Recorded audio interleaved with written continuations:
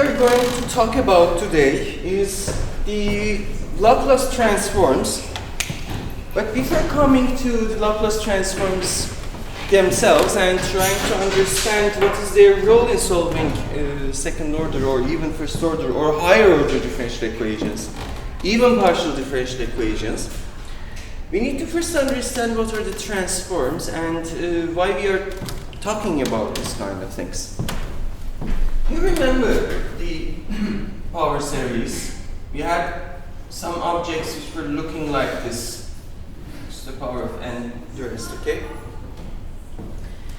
If you see, we are some kind of trying to represent our function, that y, which appears as our solution, in these terms. So which means that we are some kind of translating the structure of the function into the means of these polynomials and adding them together. So we are having this kind of a power series structure. But if you look at this a little bit closely, you will see that, okay, we are some kind of having a discrete sum happening here. So we are having n equals 0, n equals 1, and the objects that you're having, they're actually separate and discrete objects from each other in the sense of the summation. But this is some kind of a transformation, right? It transforms the solutions into this kind of functions. But what other kind of transformations we can make our functions? For instance, is there any continuous version of this kind of transformation? And if you want to do this kind of transformation of a function in a continuous infinite summation way, can we say that this summation will turn into an integral from a bound to another bound of this function of t x to the power of t dt? And if you, just for the case of motivation, place x as e to the power of minus p, you will have a structure like this.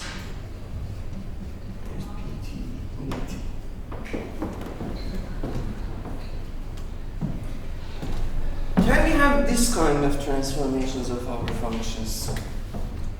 For instance, this at was giving us what? The coefficient in this expression, right? So when we have this, we know what is our power series. So in return, we know what is our function. What about if we have this kind of a transformation of our function?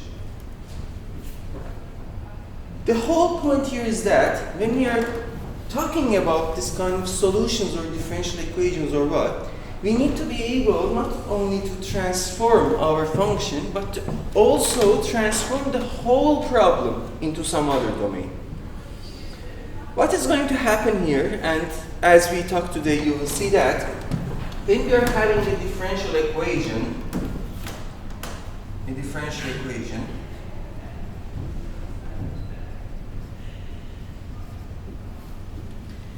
what we have tried to solve these differential equations was exactly as they were, right? We didn't transform them into some other space or into some other form of understanding. But what is going to happen is that by using this kind of special transforms, here Laplace transform, we can turn our problem into a problem from being about differential equations into a problem which is about algebra.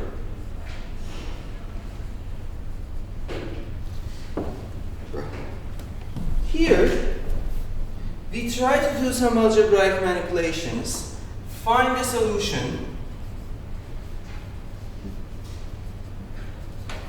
which is given in algebraic terms, and then, if we are lucky, we can transform back this solution into a solution of our differential equation. Okay? So what is happening is that instead of trying to directly solve our differential equations, we are some kind of using this kind of argument that we are turning our differential equation into some different domain, try to solve it in that domain, and transfer it back into our original domain. This kind of transformations happen in many places in science. For instance, in electrical engineering, when you are working with phasors, what we are doing actually is that from time domain, we are transforming everything into the frequency domain, solve the problem over there, and if you want, we can go back to our differential equations or whatever that we started with here, for instance, time domain. Okay? This is the whole point of it. We have a problem, we need to transform it into some other kind of problem, solve it over there, and return back to our original form. But a question remains here is that when we are talking about these transforms, what do we really talk about?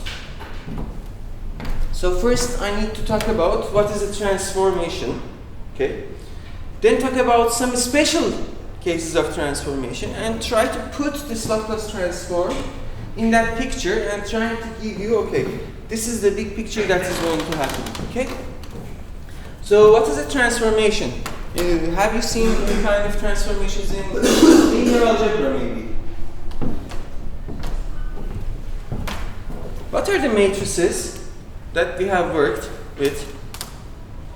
If you have a matrix from n-dimensional space to n-dimensional space, or spaces with different dimensions, what is it that a matrix is doing exactly? Copy this geometric interpretation on these matrices, or if we want to also understand are they transformations or not, how can we give a picture about that? Shall we have a review of that?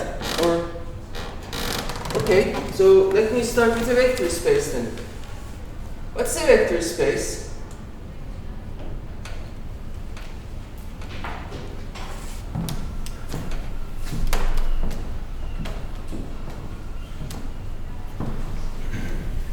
When we are saying, for instance,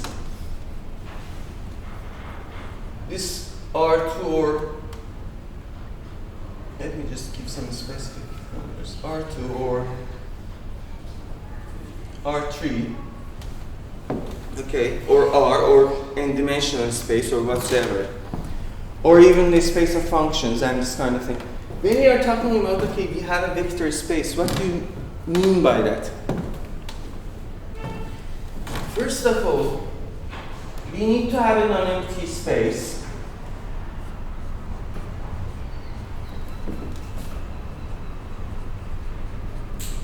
such that an abelian group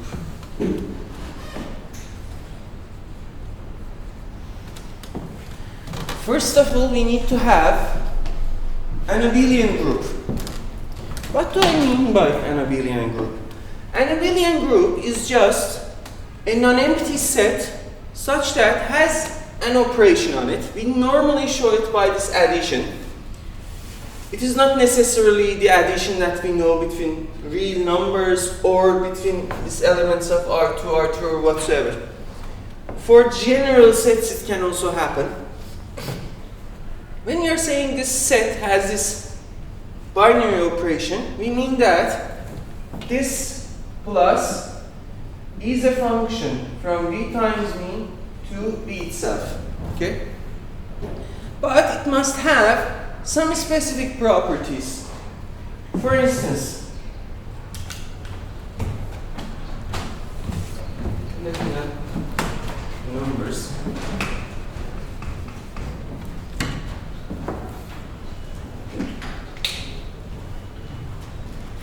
for all x, y, z maybe,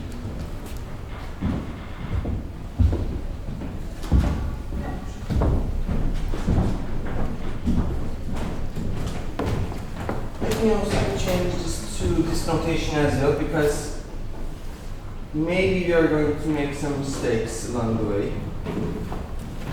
First of all, our operation must be associative.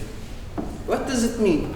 It means that if we have 3 elements, we can do this operation in both of these orders, and the result must be the same.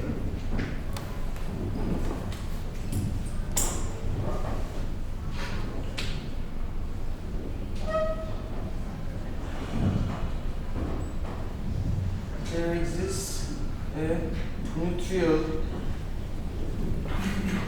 element. I mean by that, you must have a 0, which we may show it by 0 of V, such that if you add it to any member of the set, from right or from left, you will get that element itself. Here X is any element from our set, and 0, this is the specific element that we call it a neutral element. I will just give you some examples. I think that will make it much more clear. There exists an inverse for each element. I mean that if we have an X for X in V,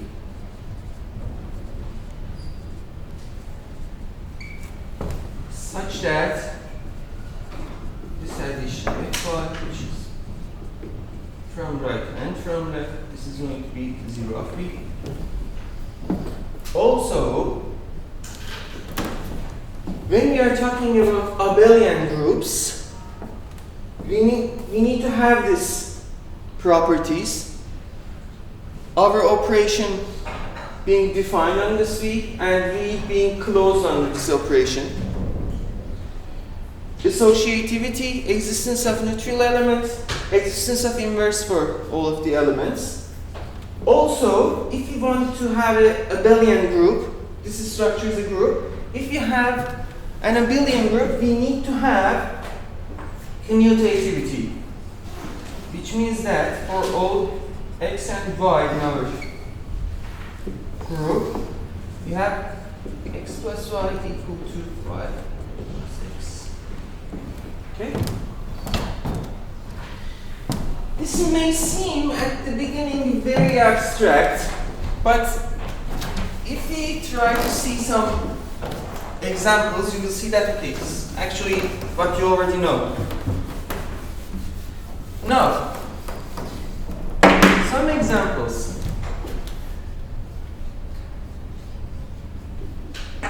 Let's take a set of real numbers with the normal addition that we know between real numbers, right? Is this binary operation well defined, and is the set of real numbers closed under this addition? I mean this, if I get 2 real numbers and I add them together, do I again get a real number or some other object? It is always a real number, right? Whenever we add 2 real numbers, so the closeness is satisfied. What about this property? Can we add any 3 real numbers in this way and in this way, and the results are always equal to each other or not? For any real number, this is true, right? Okay, so this property is also satisfied. Do we have an element in real numbers such that you can add it, this addition, to any real number, and you get again that real number itself? Do we have such an element? Yes, 0. Our 0. The number 0, real number 0, is our neutral element. If you add it to any real number, any other real number, again you are going to get that real number, right? What about the inverse of each element? For any real number, do we have another real number that if we add it to the first one, we will get to this neutral element 0? Yes, definitely minus of that thing. Okay? So the inverse is also true. What about this commutativity? Can we add two real numbers like x plus y and then y plus x and get to the same result? Yes. So real numbers with addition are actually a abelian group. What about R2? And here our elements are x1, y1 for instance, x2, y2 for instance. And if I want to make a definition of the summation, I'm just going to define this as x1 plus x2, y1 plus y2. So what is happening?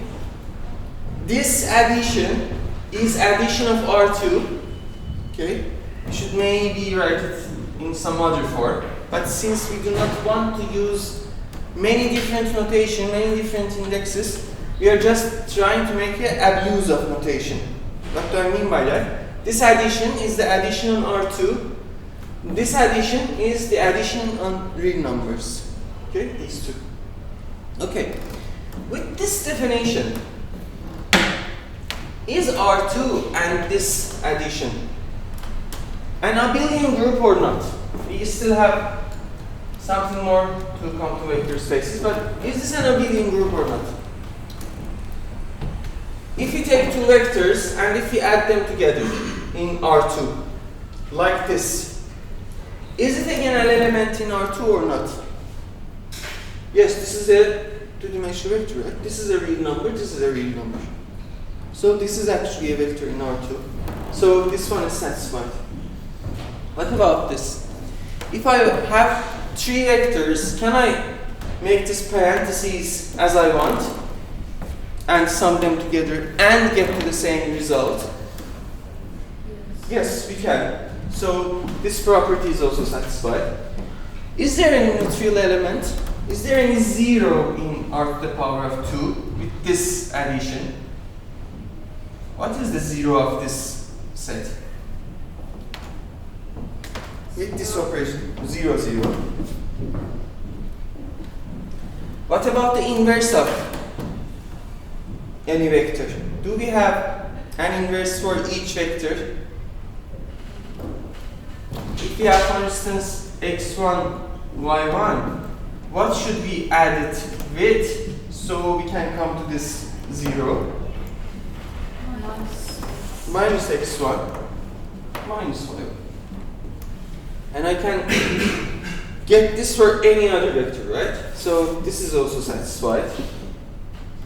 What about commutativity? Up to now it is a group. What about this additional property as well? Is our operation commutative? Can we change the place of summation of two vectors and again get to the same result? Yes. So this one is also satisfied. So this is an abelian group. Okay. You can also extend this to Rn or some other structures as well. Another example. Let's consider, this is I think going to be example 3. Let's consider this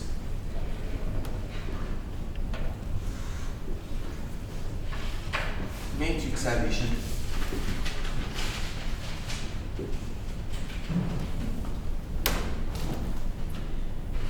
This is the set of all n by n matrices that has elements in complex numbers. You can take it also as real numbers, whatever you suit.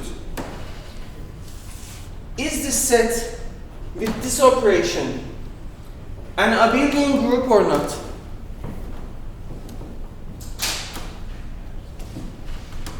First of all, if we take two matrices, okay, how do we define their addition?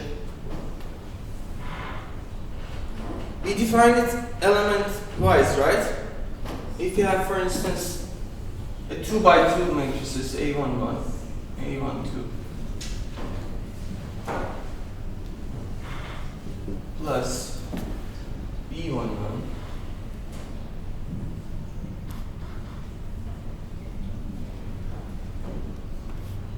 What we do is that we just element-wise sum all of these.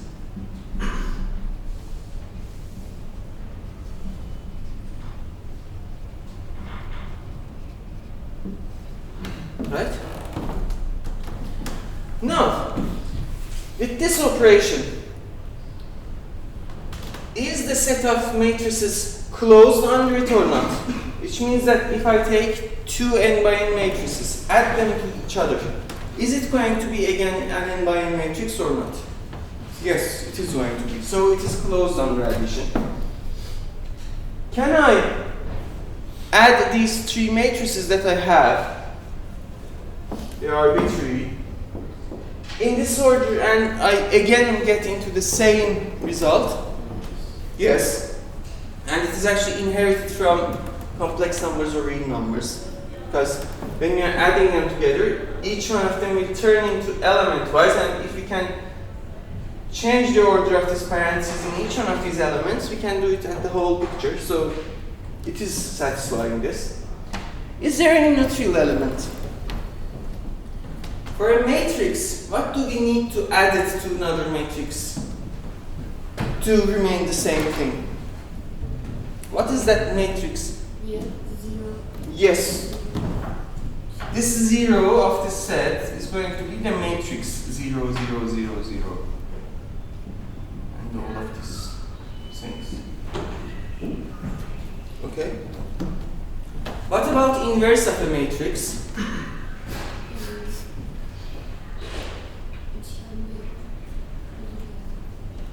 And what is the inverse of a matrix A, such that if I add it to B, we will get into the 0?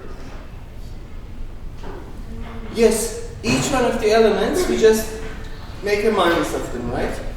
And if we invert all of the elements, then we are going to get the inverse of the matrix in the addition operation.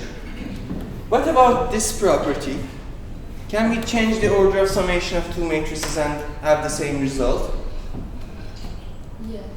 Yes, we have A plus B equal to B plus A.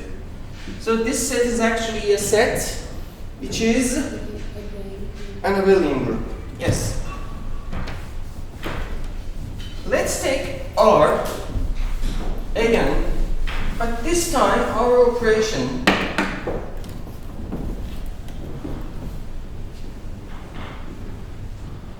is going to be multiplication. Okay? Let's try to see if this is an abelian group or not. Can we multiply two real numbers together and get something else than a real number? Or what do I mean here is that?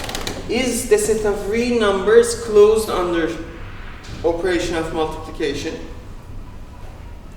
Yes, if we get two real numbers and multiply them, we again get into some real number, right? So this is satisfied. What about this one? When you are multiplying, here this is multiplication, because it is giving us just the operation, right? When we are doing multiplication of real numbers, can we put them in parentheses in any order that we want? Why not?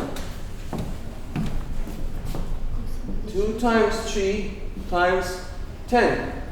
Isn't this equal to 2 times 3 times 10? It is, right? We can actually do this. So this is satisfied. Is there any not real element for the operation? Yes, definitely. 0 of this is equal to 1. Okay? What about inverse elements? Do we have any inverse elements here?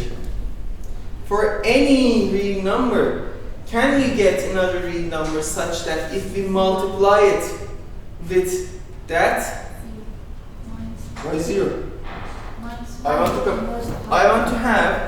I'm taking a real number, A, okay? I want to do something, multiply it by a number such that I will get into the neutral element of, what is our neutral element? It is 1, right? This is not a good notation. Let me not One abuse our eight. notation.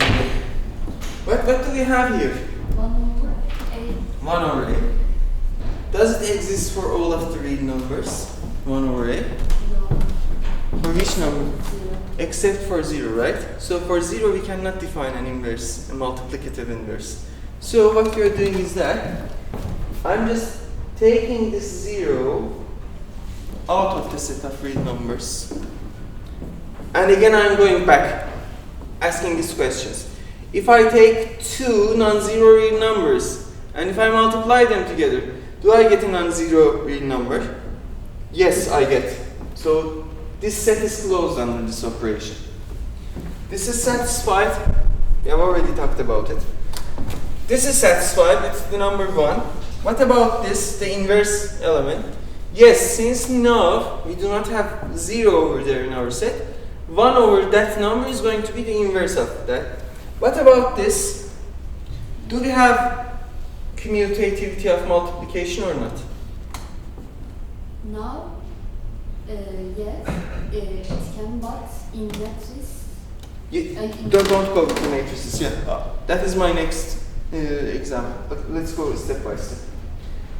But for now, this is a commutative operation, right? You can change. Okay, good. So this is also an abelian group. Can you give me an example? Of a group which is not abelian, which does not has this property of commutativity?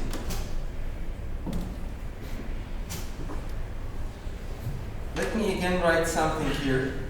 I will change this, but let it be.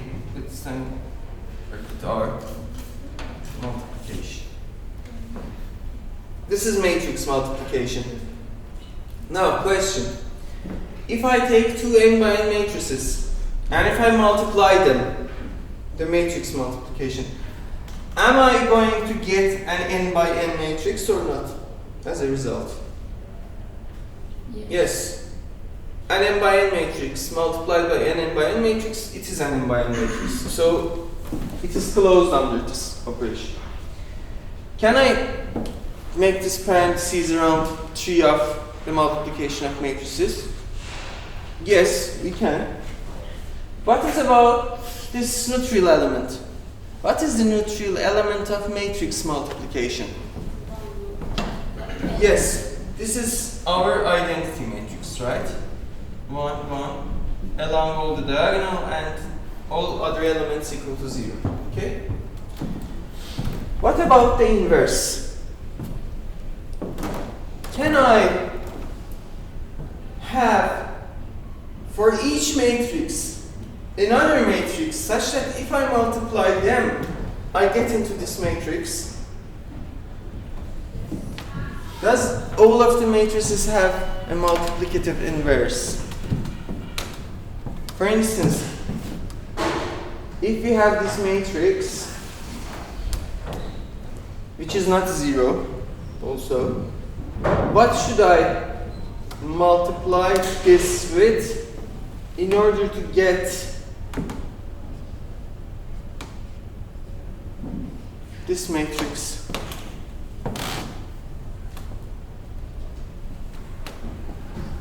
Is it even possible for this matrix to have this kind of things? Because you see, look at this place. Where does it coming? It is the second row, second column. So it is coming from the second row of the first matrix, second column of the next matrix. 0 times b plus 0 times d is going to be 1. And is it possible? No, it's not possible. So the inverse does not exist for all of the matrices. For which kind of matrices does it exist?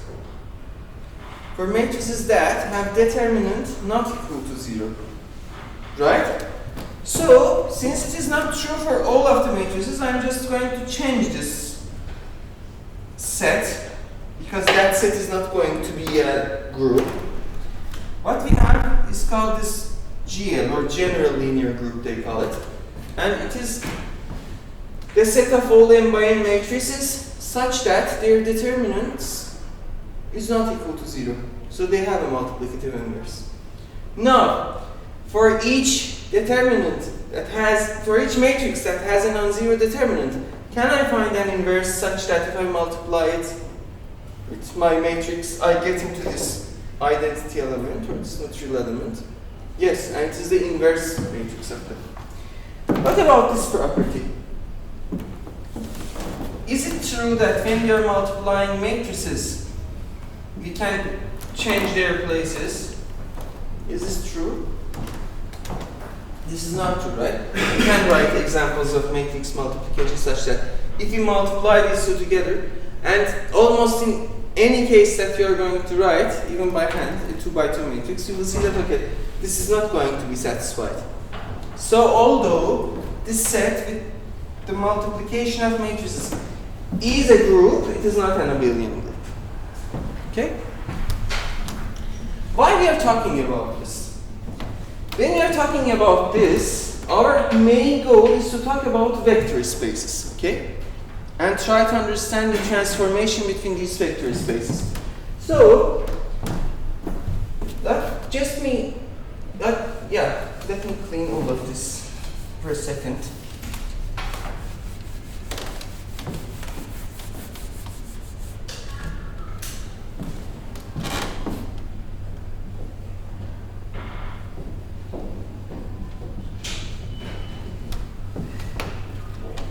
Normally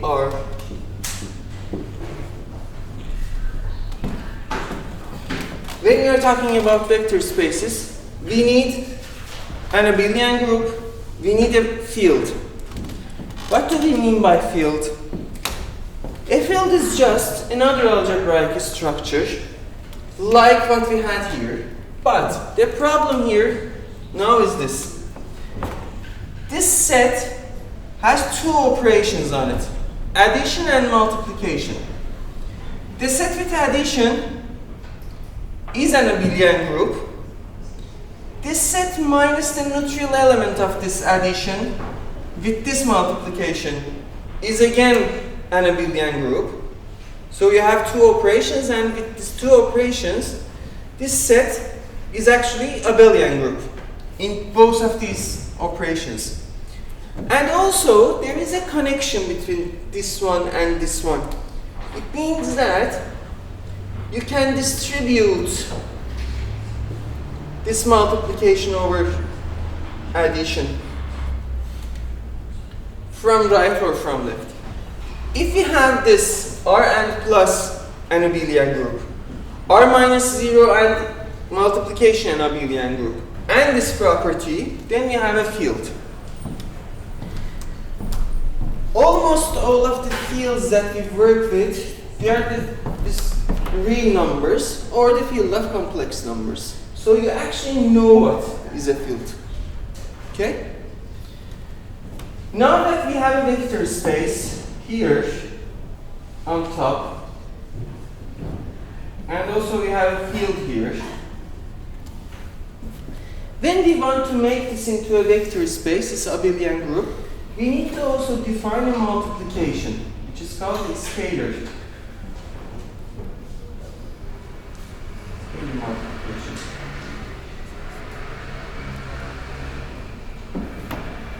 What is the meaning of this geometrically? You take this V as the set of our vectors, okay? For instance, R2, R3 matrices, they can even also be functions, okay?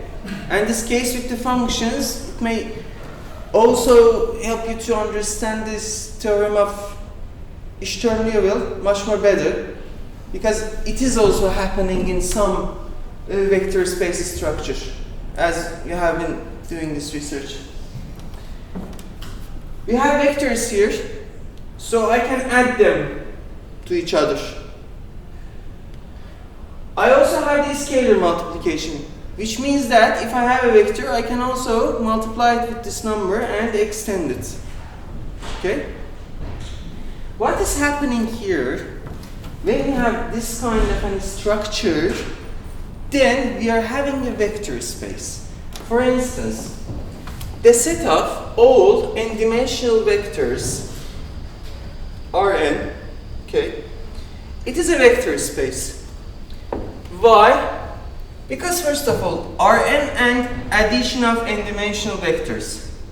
It is an abelian group, R to the power of n, which has these elements in it.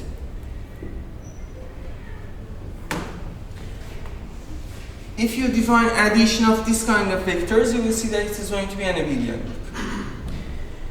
This is a vector space over real numbers, and real numbers are a field. It is a field actually. So why it is? Because it has addition, multiplication, and they interact with each other very nicely. This is a field. Also, we can take numbers from here and multiply it with elements of this space. Which means that we can, for instance, multiply a vector like 1, 2,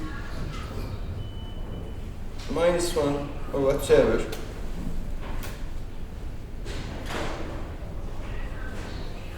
Okay? If you have this kind of a structure, an algebraic structure, then it is going to be called a vector space. Okay? Now, what is the point of all of these things and reviewing some linear algebra? What I'm interested in is that if I have two vector spaces, by the way, geometrically, vector spaces gives us this lines and plane and this kind of things, because if I have a vector and if I multiply it with this scalar, I'm just getting a line over it, right? So geometrically this is something meaningful for us, but we are just making it algebraic. Also we have planes because we can talk about the space generated by two vectors which are linearly independent. It's kind of things that you're already familiar with. Okay? What does this mean? This means that I have lines, I have planes, I have this kind of basic geometric objects. But what about other geometric stuff that we want to, for instance, understand? If we want to have idea of what is the length of a vector, what should I have additionally be put on this vector space? This is actually the idea of a norm. When we are talking about the lengths of vectors, then we need to have a norm in order to measure that. Okay, the lengths. So that means we need to have some normed spaces. What about if we want to measure the angles between lines and this kind of things? What do we need to do? What else do we need to have? This is where the idea of inner products come into the picture. So if you have an inner product space, you can talk about the angle between elements in this space. But now the problem that we should also think about this is that I can have many different vector spaces, right? Or many different inner product spaces, normed spaces, or whatsoever that you would like. I can make many different abstract spaces richer enough to be able to talk about geometry over that spaces. If I have, for instance, a vector space of functions, what do I mean by that? Let's take this V as, for instance, set of continuous functions defined in real numbers. Is the set itself a vector space or not? And here, addition of two functions, we are just defining it as element-wise addition and a scalar product of some real number to a function. We are just defining it as this lambda multiplied by the function itself.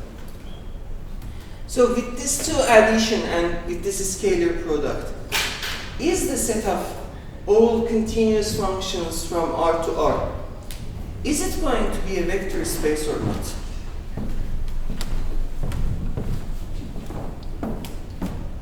This set with this addition it is an abelian group.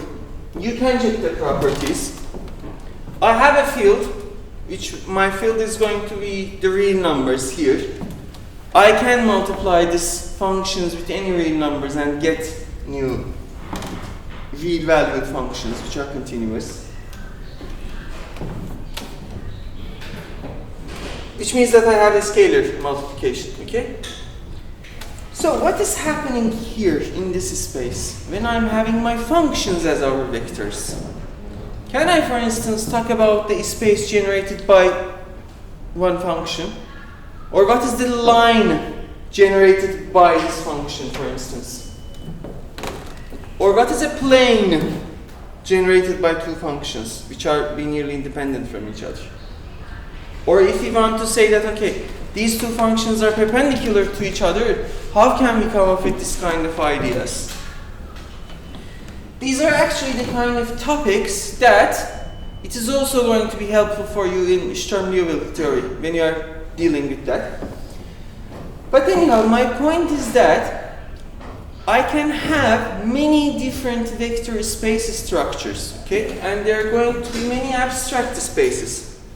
They can have some geometry, they can not have some geometry, it doesn't matter. But the problem is this here, that when I'm abstracting all of my operations, this addition, this scalar multiplication or whatsoever, I'm looking from a problem from a higher point of view, okay? So, the problem is this. If I have two different vector spaces, and if I want to transform them to each other, or if I want to understand the transformations or the functions which is defined between two vector spaces, how can I analyze them? How can I understand them? How can I make use of them? So my point is this. Linear transformations.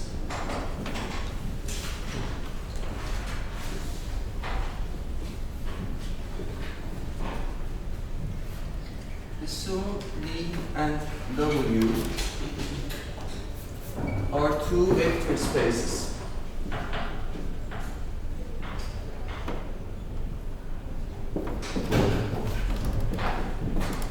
Here I am not specifying the operation of V, the operation of W. I'm assuming they are vector spaces over the same field. Okay? Just have some idea of what is a vector space and take V and W as vector spaces. And vector spaces are spaces such that you can do addition and scalar multiplication on them. Okay? A function or transformation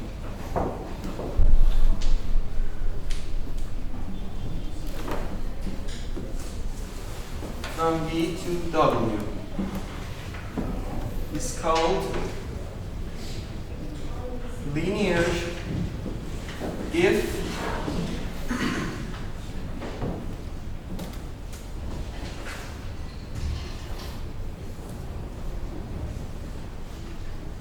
in,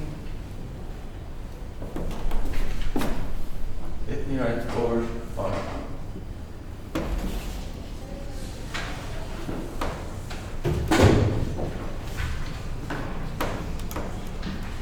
T of C is going to be C times T of V.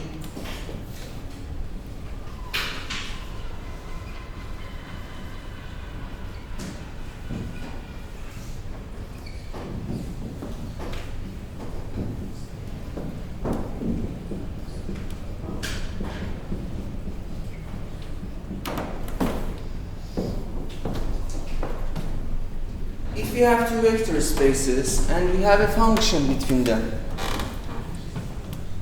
this function is going to be called a linear transformation if it has these two properties. Okay? What is the meaning of these things? This means that in the first space, in V, if you make a scalar product into a vector, okay, and then transform it, or then send it to the other space, the result must be equal to first sending the vector to the other side, to the other space, then making the same scalar multiplication. Okay? What is the meaning of this? This is again an abuse of notation. This addition is an addition in V. This is an addition in W. When we are writing this, we are saying that if you have two vectors in the first space, you add them together, you get into a new vector. Then transfer it into the other space. The result must be exactly the same as when you are sending the first one and the second one to the other space and then doing an addition of these two vectors together. Okay? You can prove that any linear transformation like this must send 0 of V to 0 of W. Okay? Now let's assume that V and W are the same spaces. We have a transformation from V to V. For instance, we have this three-dimensional space, R3, and we are going to understand what kind of linear transformations can happen from R3 to itself, to R3, or from R2 to R2, or from R to R. Okay? These are very interesting objects for us. These kind of linear transformations. Why? Because, for instance, first of all, they're keeping the 0 fixed.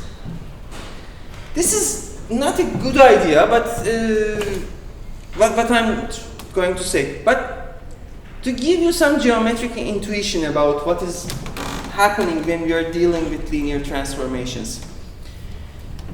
Imagine this three-dimensional space and assume that there is a point here. Okay? This is a point in this space, in this three-dimensional space, right? What kind of transformation of this space I can do such that this point is going to be exactly staying as it is, as the origin? Assume that this point here, I don't know if you can imagine it or whatsoever, the point inside my hand, okay? It is the 0 of this three-dimensional space that we are living in, okay? What kind of transformations I am capable of doing such that this stays as it is after the transformation? For instance, can I do some kind of shifting? If I shift everything towards this direction, is the point staying exactly at the same place, or does it change? It is changing, right? What kind of transformations can I have in this three-dimensional space such that this point stays as it is? For instance, if I try to mirror the whole space in this point, or around this point, everything is changing, but this point is staying as it is, right? This is one kind of a transformation. So, a reflection.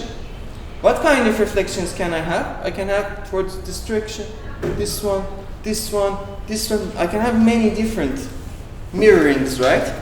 So these are all linear transformations. What other kind of linear transformations can you imagine?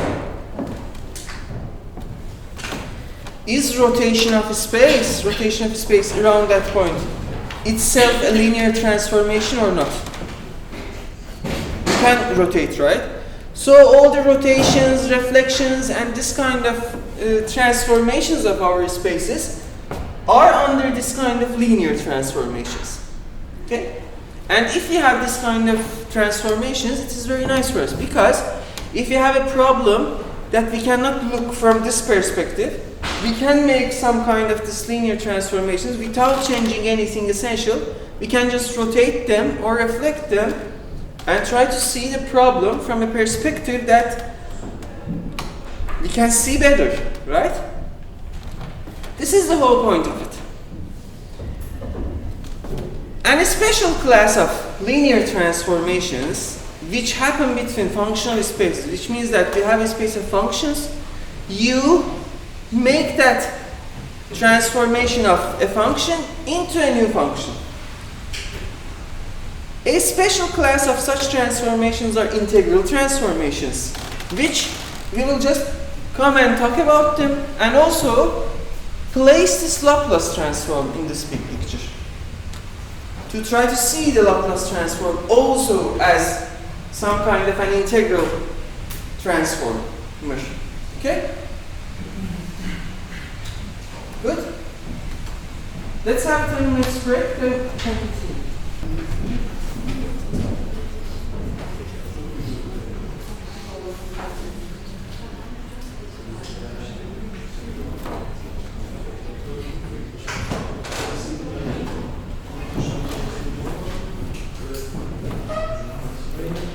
Okay.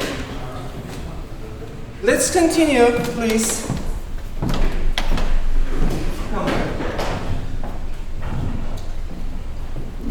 A very special type of linear transformations are integral transformations.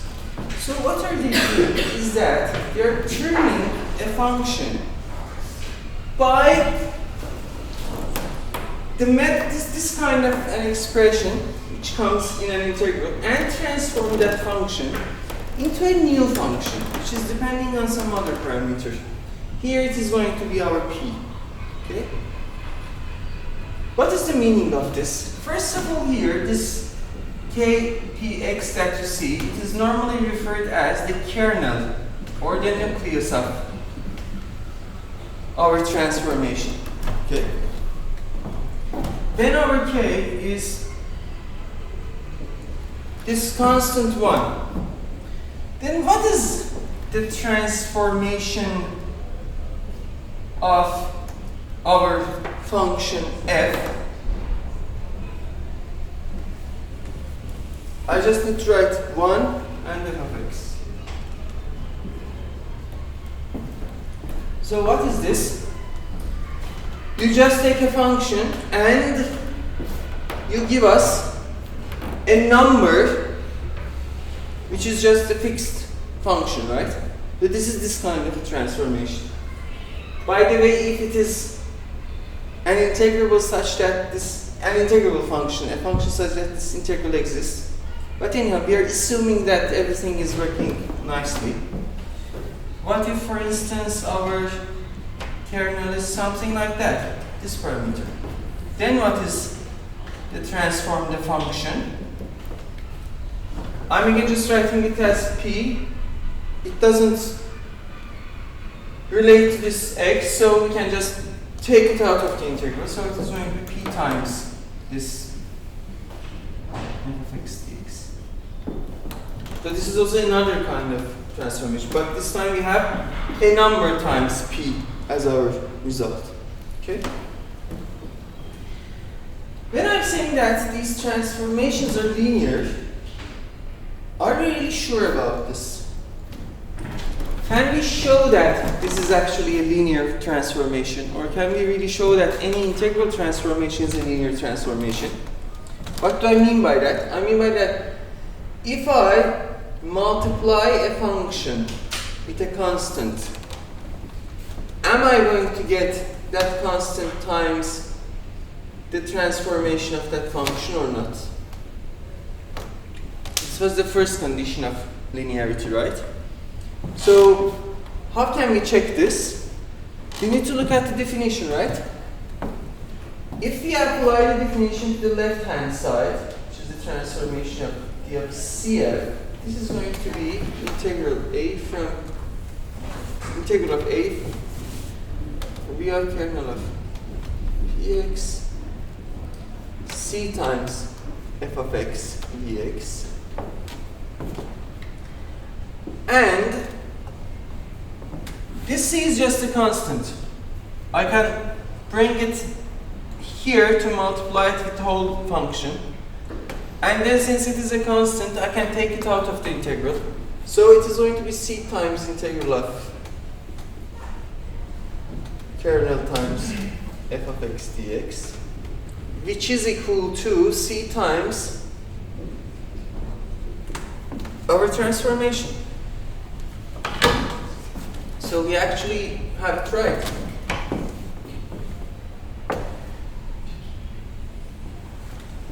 What about the second property?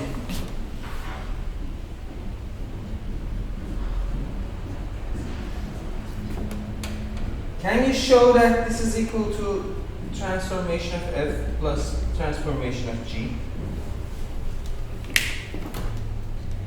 Can you please write down these lines completing the proof?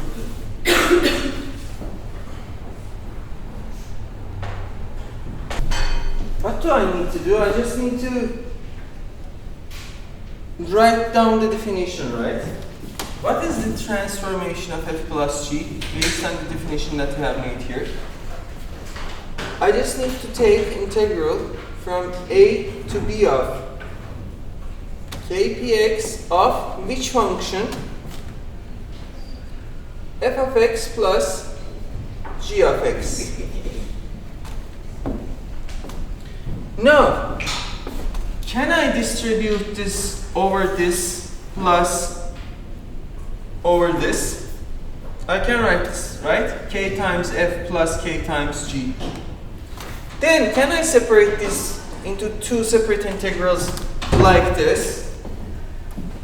From a to b of k px f of x dx plus k px gx dx. Can I do this? And if you look to the definition, it is the transformation of f and it is transformation of g. So it is also check. So integral transforms are actually linear transforms. When we have this kind of a property, it means that.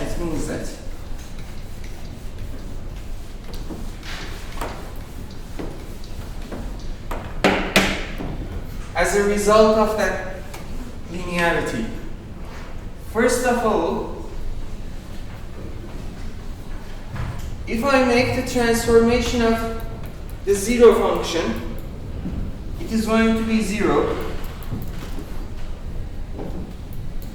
Also, if I take a linear combination of functions, or whatsoever,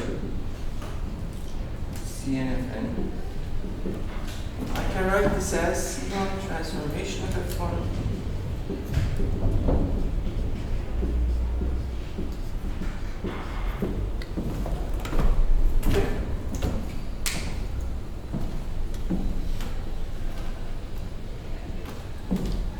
Now, a very special class of integral transforms come from selecting this kernel a specific function,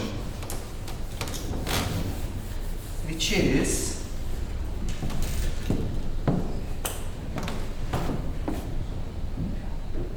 if kpx is equal to e to the power of minus px, a equal to 0, b equal to plus infinity, then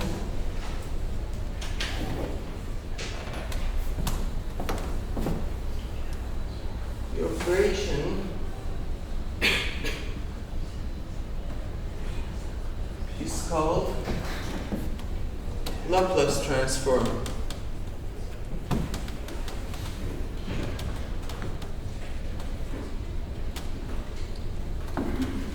We are going to show Laplace transform with such a notation of L. So, what is the definition of Laplace transform of a function, which is itself going to be a function of this parameter p? It is defined as integral from 0 up to infinity of e to the power of minus px times f of x dx. Okay? This is the Laplace transform of a function.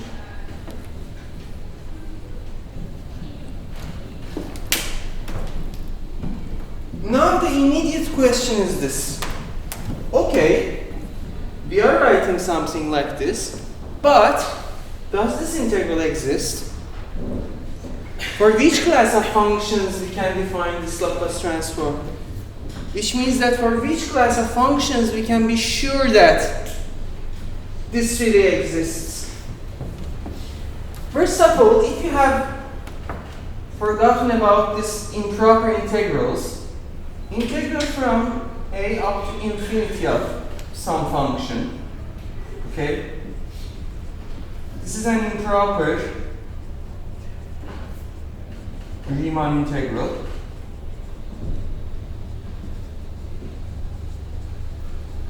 It is called improper because upper bound here is an infinity, which we need to define it as limit of this parameter going to infinity a to the b of f of x. Okay? First of all, this is the meaning of this integral from 0 up to infinity. Which means that some kind of, in a very loose sense, what is the area under the curve of e to the power of minus px f of x from 0 up to infinity? Okay? Question is this. Is this area a finite number, or is just going to be an infinite area?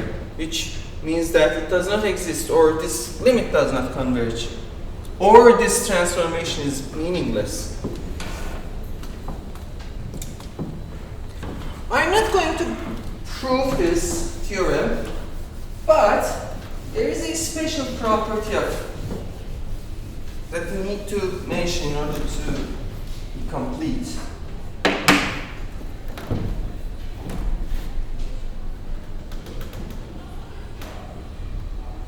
Laplace transform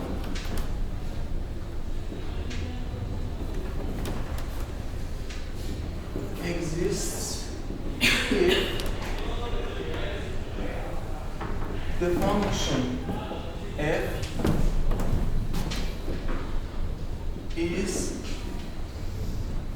piecewise continuous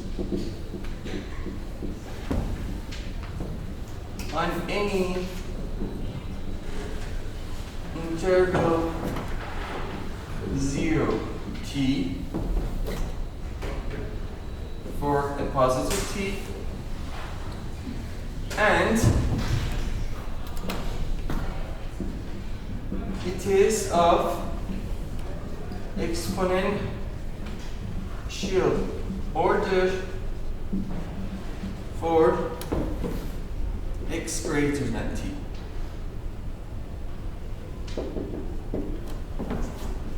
There exists positive constants m and a such that absolute value of f of x is less than m e to the power of ax.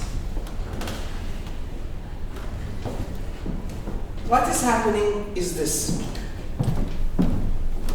I am making an integral from 0 up to infinity of this function. First of all, in order to give some meaning to this integral, I'm just going to break it down into two pieces. From 0 up to some number, from that number up to infinity. When I'm taking the integral from 0 up to that number t here on this interval, my function needs to be piecewise continuous, which means that I can break this interval itself into smaller intervals, a finite number of those intervals, such that in each one of these intervals my function is continuous. Okay? Also, for the rest of this interval from t up to infinity, I need to have my function to be of exponential order, which means that the absolute value of my function should be less than some exponential like this. Because what is happening is that when I'm trying to calculate that area under the curve, I'm actually trying to damp everything with this factor of e to the power of minus px. And this factor is able to damp or bring down or not make the function blow up into infinity, that area, if this is also of order of an exponential function.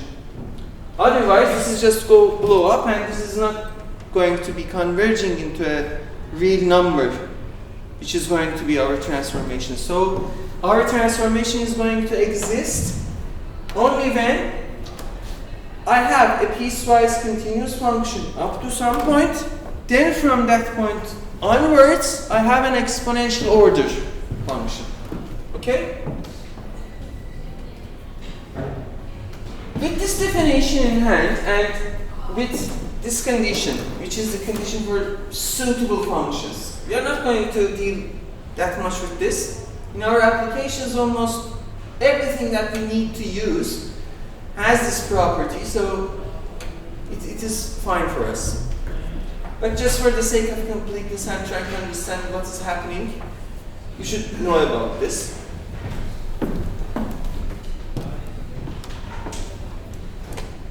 What we are trying to do is this. We are just going to write a list of functions and also their Laplace transforms. And we're just going to create a table. At the end of this lecture, you will see that we are going to use this table a lot. Because if we want to solve differential equations using this Laplace transform method, we need to be able to revisit this table again and again and again. So let's start with the very basic functions and try to develop their Laplace transforms. If our function is just a constant function 1, what is its Laplace transform? So the question is actually this. What is the Laplace transform of the function 1? How can we get it? We just need to use the definition here, right? This is going to be integral from 0 up to infinity of e to the power of minus dx times this function 1, which is this itself, dx. Okay? So if we want to understand the Laplace transform, we need to solve this integral. And what is this integral equal to? This is going to be, I'm just going to take the antiderivative of this and use the fundamental theorem of calculus, right? Which is going to be e to the power of e minus x from 0 up to infinity. Okay? What is the meaning of this? I need to place infinity here minus place 0 here. But since this is infinity, I need to take a limit, not just place it over there. So this is going to be equal to limit of, let me not change notation and use x again. I can also put BA or anything here and just take the limit, but I'm just trying to keep it as it is. Minus 1 over p e to the power of minus bx minus 1 over p e to the power of minus p times 0. Okay. What is this limit equal to? Can we argue about this? This minus 1 over p is just a constant. We can't take it out of the limit, so this is not important for us now. What about e to the power of minus px's limit when x is going to positive infinity? 0 when? If p is some negative number, this minus with this p is going to be a positive one. So it is going to be e to the power of some positive number times x. For these cases, if x goes to positive infinity, what is going to be the behavior of the exponential function? It is going to increase and blow up, right? So it is going to be e to the power of positive infinity, which is positive infinity, and it is something divergent. But I do not want this to happen. I need it to converge to what you have mentioned, 0. And when this happens, if I impose this extra condition that my p cannot be a negative number, if our p is a positive number, then minus p is negative number, and when x is increasing towards positive infinity, then this whole thing is going to decrease towards 0, right? So this is going to be 0. When our p is positive. This is done. What about this one? This is already 1 minus 1 over p. 1 over p or so what is happening is this. The Laplace transform of a constant function 1 is equal to 1 over p. For positive p, of course. Okay? You see, we took a function. It was our constant function 1. We transformed it into another function, 1 over p. And you know how does 1 over p look like if you draw it in the py plane. Okay? But again, this is another function which is a function of p.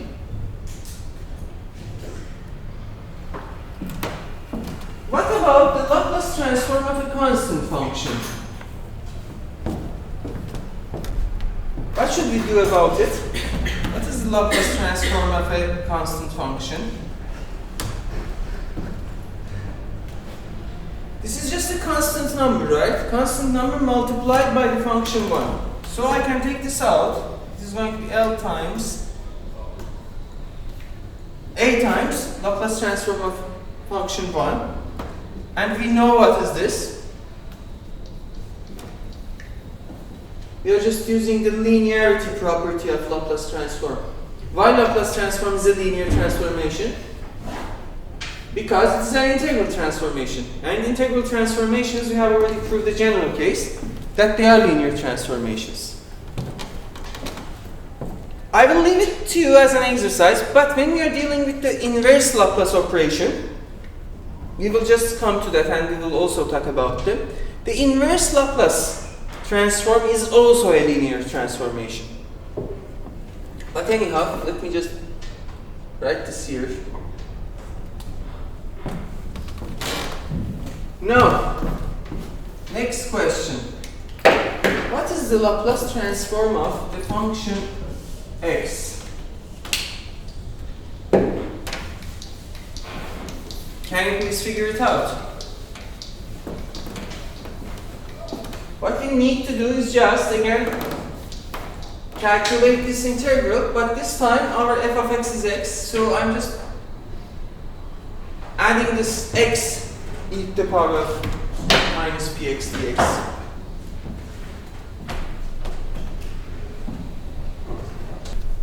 We are just going to use integration by parts, right?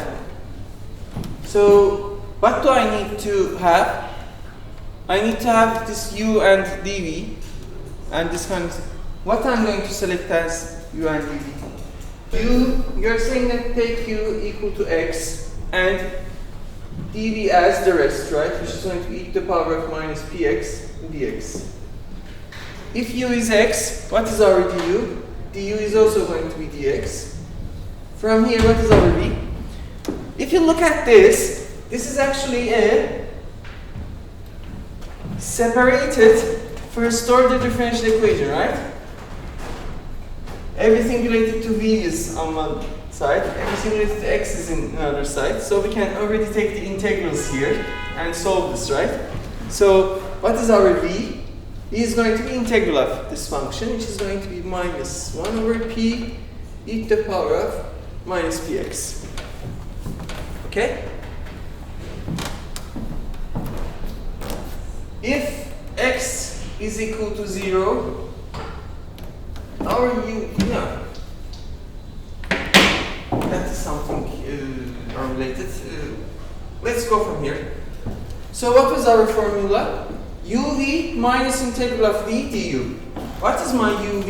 It is going to be minus 1 over p x e to the power of minus px.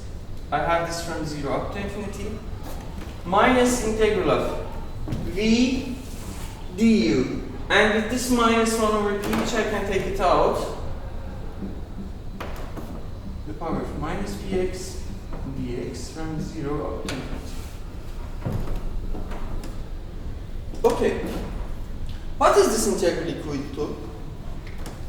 Here I'm having minus 1 over p limit of x going to infinity of x divided by e to the power of px minus when I place 0 here. And if I place 0 here, with this x 0 multiplied by everything, it is just 0. So let me just pass. What about this integral? You have just calculated it, right? When you were calculating the Laplace transform for the function 1. And this was equal to 1 over p. With this 1 over p, this is going to be 1 over p to the power of 2 or 1 over p squared. Now the problem remains here. What is this limit equal to? 0. Why? Yes, but if p is positive or negative, then if p is negative, e to the power of minus infinity will be what? 0. What will this be? Infinity. Infinity divided by 0. Is this something meaningful? For negative ones, it seems we have some problem here. But if p is positive, such that here we also needed it to be positive, right? So again, we are taking our p a positive number. If this is positive, then this is going to be infinity divided by infinity, right? So how can we calculate this limit? We can use L'Hopital's rule. And what is that? It says that look at the limit of ratio of derivative of this one divided by derivative of this one. What is the derivative of x? What is the derivative of e to the power of px? P times e to the power of px. What is this limit equal to? Now it is 1 divided by infinity, which is 0. Okay? Since this limit, the limit of derivatives, okay? Since this exists and it is equal to 0, by L'Hopital's theorem, we can say that this limit also exists and it is also equal to 0. So, we can get rid of this, and what remains is 1 over p squared. So, the Laplace transform of x is also 1 over p to the power of 2. So, is it clear what's happening here? Now, let me ask you this question.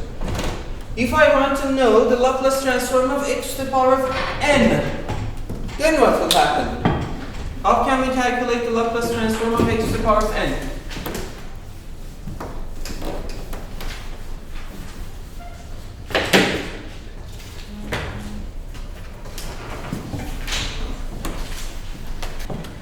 For calculating this Laplace transform, I will actually do a little bit complication here. And what I will try to do is that I will try to calculate the Laplace transform of x to the power of alpha such that alpha is a real number greater than minus 1. And to be able to do this, what I'm just going to do is that to remind you about the gamma function.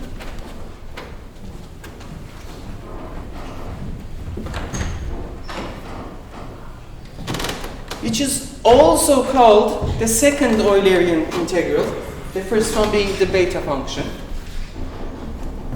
But this function was actually some kind of invented in order to extend the meaning of factorials to non-integer numbers as well. Why? You will see why. Just let me start with the definition. Gamma of x is defined as integral of the power of minus t to the power of x minus 1 dt from 0 up to infinity. This is a transcendental function. This is not an elementary function that we know. It is not sine, cosine, or this kind of functions. It has very nice properties. One of them, which is especially very important for us, is that gamma of x plus 1 is equal to x times gamma of x. You can prove this using integration by parts. Just take 1 times integration by parts, and instead of x, just replace x plus 1. And you will see that this formula will follow. Another property is that, what is gamma of 1? And by gamma of 1, I mean that instead of x, replace just 1, right? So this is going to be integral from 0 up to infinity of e to the power of minus t to the power of 0, which is 1, dt. And what is this integral equal to? This is going to be equal to 1. Now, having these two properties of the gamma function, what happens if our x is just a natural number? What do I have here? Let's write it for gamma of n plus 1. I'm just going to have n times gamma of n, which I can write it as n times n minus 1 gamma of n minus 1, which I can write it as n minus 1, n minus 2 gamma of n minus 2. And I can continue doing so until I have n minus 1, n minus 2, up to 1 gamma of 1. And what is gamma of 1? It is 1. So, what is this equal to? N factorial.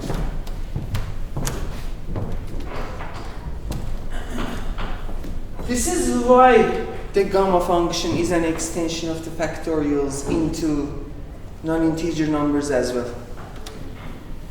When we are having some, when we are writing minus 1 over 2 factorial, this is something meaningless for us. We use factorials only when we are dealing with natural numbers, including 0. Okay? But by means of gamma function, we can extend this into numbers that are not natural numbers as well. So this is actually something valid through the gamma function, which is going to be the value of gamma of 1 over 2, right? And you can also, as an exercise, try to show that gamma of 1 over 2 is equal to square root of pi. So in a very loose senses, minus 1 over 2 factorial is equal to square root of pi. Okay? Why are we talking about gamma function? Because you will just see it. If I'm just going to write a general case here, Laplace transform of x to the power of alpha. You see what I have here? Can you please compare these two to each other? Are there any similarities between these two or not?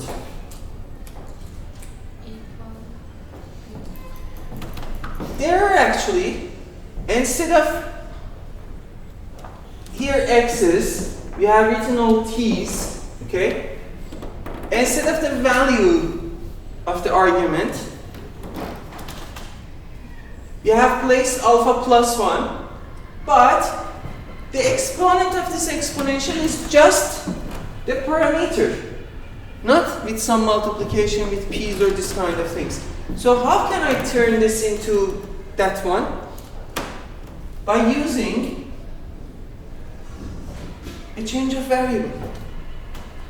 If our px is equal to t, if I make this kind of a change of variable, then what do I have? P dx is going to be dt So instead of dx, I'm just going to write dt over p. When x is equal to 0, what is our t then? T is equal to 0.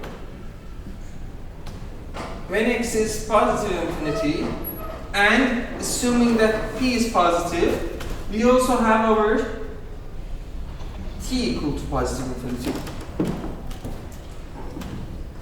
So if this is my integral, I have it equal to, what do I have? I have integral from 0 up to infinity of, instead of x, I need to write t divided by p to the power of alpha, e to the power of minus t. Instead of dx, I'm just going to write dt over p. And this is going to be equal to 1 divided by p to the power of alpha, 1 divided by p. So I can take them out of integral. So it is going to look like p to the power of alpha plus 1. And what do I have for the rest is that 0 up to infinity of e to the power of minus t, e to the power of alpha dt. Okay? And I can also write this as alpha plus 1 minus 1. Now, can we compare it with the gamma function?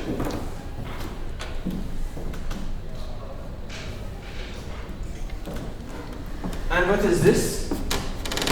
The same thing, but instead of x, what we have is that it is gamma of alpha plus 1. So the Laplace transform of x to the power of alpha is gamma of alpha plus 1 divided by p to the power of alpha plus 1. If this alpha is just a natural number n, then what will happen? It is going to be gamma of n plus 1. What is gamma of n plus 1? N factorial divided by p to the power of n plus 1. Good? What about the Laplace transform of e to the power of ax? What is the Laplace transform of the exponential function?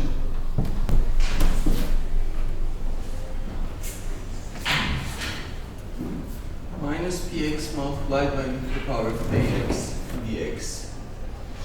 This is going to be integral from 0 to infinity of p minus ax dx. And we have just calculated this kind of an integral, right? But it was just a p here. But instead of p, I have p minus a here. So it is going to be 1 divided by p minus a. But we should also be very careful, because this was a convergent one when this p minus a was a positive one. Which means that here our p's must be greater than a in order for this to be something meaningful. So e to the power of ax is p minus a. 1 divided by p minus a.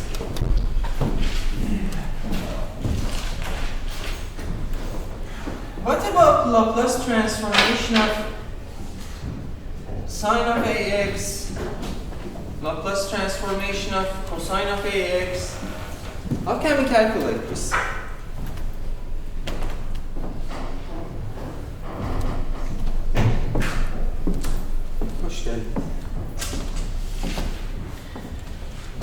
Do you remember some integrals from our second or third homework exercises? You had this kind of integrals, e to the power of ax, cosine of bx, and e to the power of ax, sine of bx. Do you remember these integrals, or? We are actually calculating this using this kind of integrals, but what I'm going to do is I'm just going to make a trick here and leave the justification for you. What do I mean by this? I mean, let's calculate the Laplace transform of e to the power of I ax. Here, this I is the complex number I. So what is this going to be equal to? Can we justify this as p minus I times a or not? What has happened? Instead of a, I have just written IA. So is it the same thing or not? But can I really make this kind of claim when I'm calculating that integrals or so on? This is another story. That is why I'm saying that I'm making a trick. But anyhow, I also need to multiply this into its complex conjugate form because I do not want to have I in the denominator. I just want to have the standard form of this. So I'm just going to multiply it with p plus IA plus IA, which is going to be equal to, this is going to be p squared plus a squared, and then I'm just taking them into two different parts.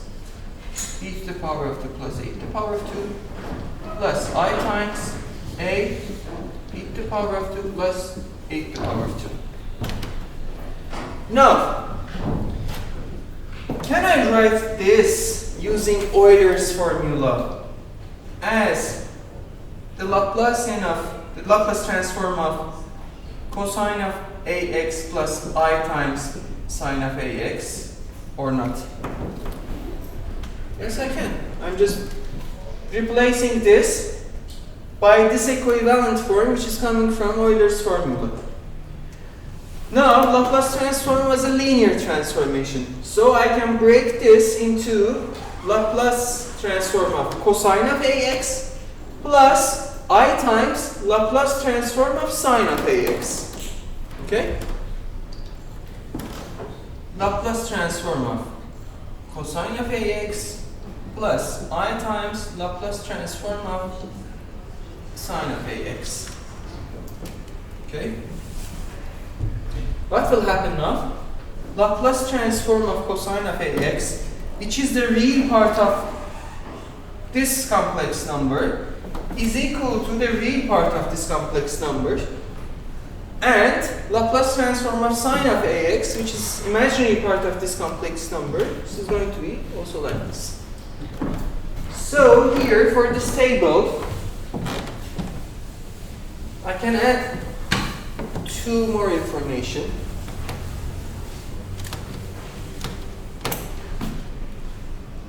F of x Laplace of f.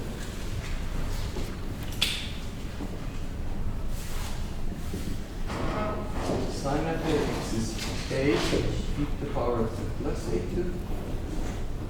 Cosine of ax is e to the power of 2 plus 8. Okay. As an exercise, I'm leaving sine hyperbolic of ax and cosine hyperbolic of ax's Laplace transform to.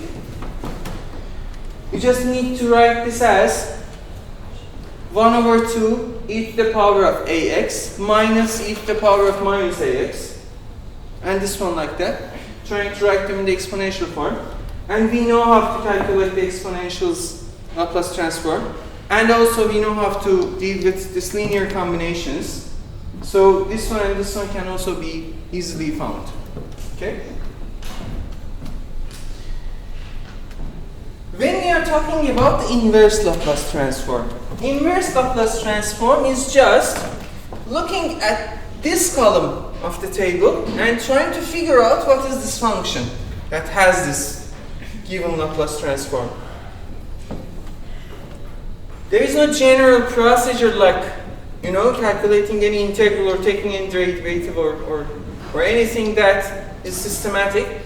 But whenever you want to find the Laplace inverse transform of some function like this in the parameter p, we just need to go and come back to this table again and again and try to find what is happening. So I will just give you some examples and you will see what's happening. So let's see a few examples.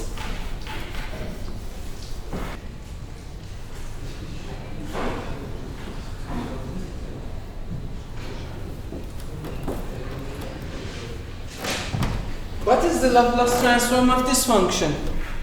Can you please calculate it? What do we need to do?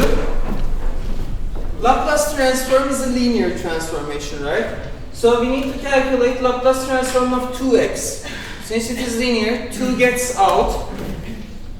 And I need to calculate Laplace transform of x. What is Laplace transform of x? 1 divided by e to the power of 2. Good. Plus, what is the Laplace transform of cosine of 2x? P over p squared plus 4. Okay? Plus, what is the Laplace transform of 1? 1 over p. So we are done with it. What is the Laplace transform of e to the power of minus x plus e to the power of x plus x to the power of 3? Can you please calculate this Laplace transform? What is the Laplace transform of e to the power of minus x? Here instead of a, we have minus 1. So it is going to be 1 divided by p minus 1. So it is going to be 1 divided by p plus 1. What about this one? P minus 1 plus, what is x to the power of 3's Laplace transform? 3 factorial e to the power of 4. What is the Laplace transform of 1 divided by square root of x? Can you please calculate this? This is exactly this case, right? I will come to you. So what do we need to have is that this is going to be minus 1 over 2 factorial. But minus 1 over 2 factorial is meaningless for us. We need to express it in the terms of the gamma function. So it is going to be gamma of 1 over 2 divided by p to the power of 1 over 2. Okay? And if you remember, gamma of 1 over 2 was actually square root of pi. So this whole thing is going to be square root of pi divided by p. Okay? If you have this table, I'm just going to clean it because I need to also talk about some other things. For instance, the inverse Laplace transform, some examples. Or we can keep it for now. Let me try to find out what kind of...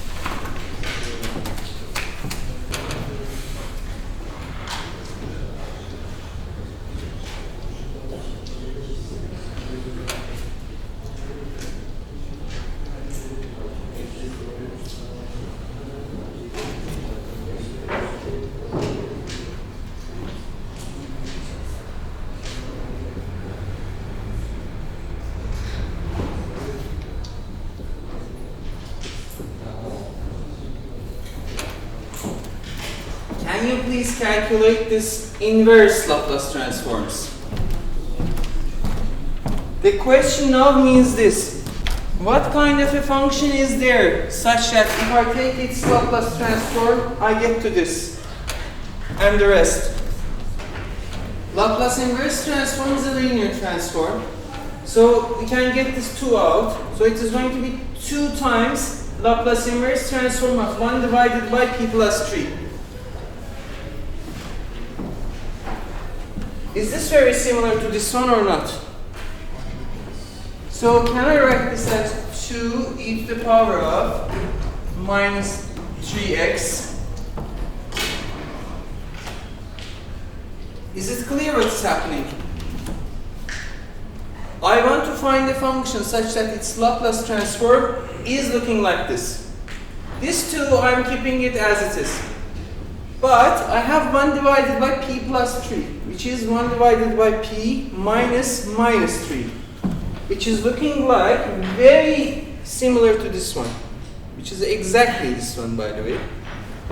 So it means that we have e to the power of ax, here a being minus 3. What about this one? I need to write this in the following form. I need to just separate this into 2 different parts. So what I'm going to write is that 2 times Laplace inverse of p divided by p to the power of 2 plus 4 plus Laplace inverse of 1 divided by p to the power of 2 plus 4. What is this equal to? This is 2 times cosine of 2x, okay? What about this one?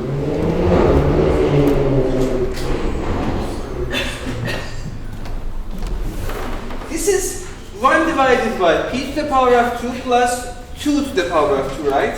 Which looks like something like this without this a. So, instead of this 4, let me write this as 2 to the power of 2. If I had a 2 here, then this was the Laplace transform of sine of 2x. But I do not have a 2 here. But since Laplace inverse is just a linear operator, I just put a 2 over there and 1 over 2 here. Okay? Now what is this? This is the Laplace transform of sine, so this is 1 over 2 sine of 2x. What about this one?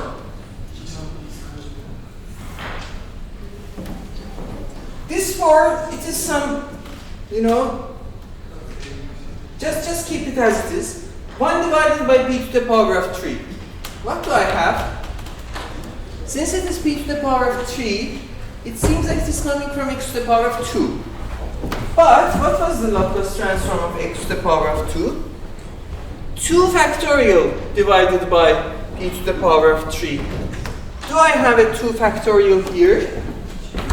Yes, I have 2 factorial is 2, right? And I have 2 times this. So this is 2 times 2 divided by p to the power of 3, which is going to be 2 times x to the power of 2. What about this one? Is there any similar forms to this that I can extract this inverse Laplace transform?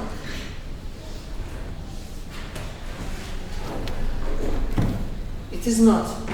But I can take a factor out of p here, so this is going to be written like this, right? And can I turn this into that form of partial fractions? Or separate this? I can do it, right? Here is a, b, or whatsoever. Let's just make a remembering. I know since their difference is equal to 1, I'm just going to write this one minus this one, but let's figure it out. What is the number that makes this equal to 0? P equal to 0, right? Come here, cover that, instead of p, give 0. This is becoming 1 divided by 0 plus 1, which is 1. So this is going to be 1. What about this p? The root is minus 1. Cover minus 1 here, and wherever you see p, place minus 1. 1 divided by minus 1, which is minus 1. So this is this one. Now I'm taking Laplace inverse transform of these. What is 1 over p's inverse Laplace transform? 1 minus 1 over p plus 1. What is that? E to the power of minus x. Good?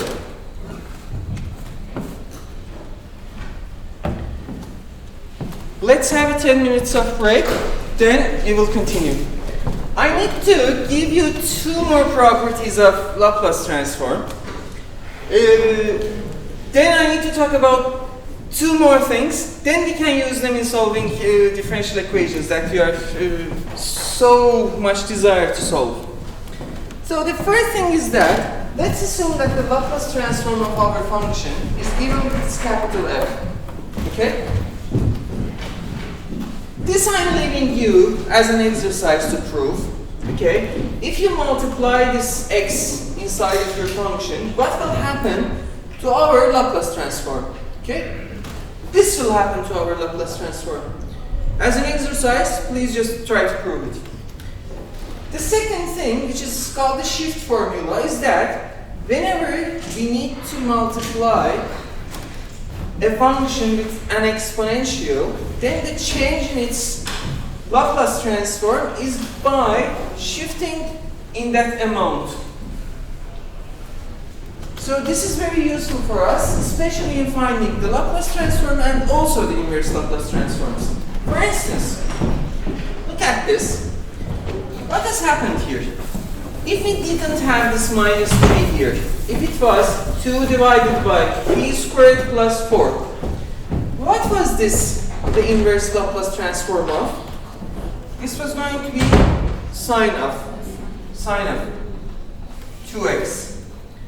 But this minus 3 wherever this p appearing, right? So there is this kind of a formula. This means that this is actually coming from the Laplace transform of e to the power of 3x times sine of 2x. Okay? Please also keep that in mind. Why again this happens? We can also just prove this. What we need to do is just to write the definition and try to see what is happening. Because, let me clean this.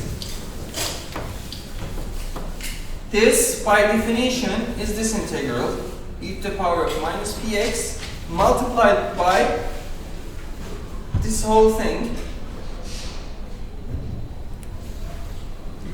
Here, this one, I can write it as e to the power of minus p minus ax f of x dx. Again, if you see, this is exactly the Laplace transform, but instead of our p, we have written p minus a. So, instead of our Laplace transform, instead of writing p, we just write p minus a. And we have the shift formula. Two more things that we need to discuss is about Laplace transform of derivatives.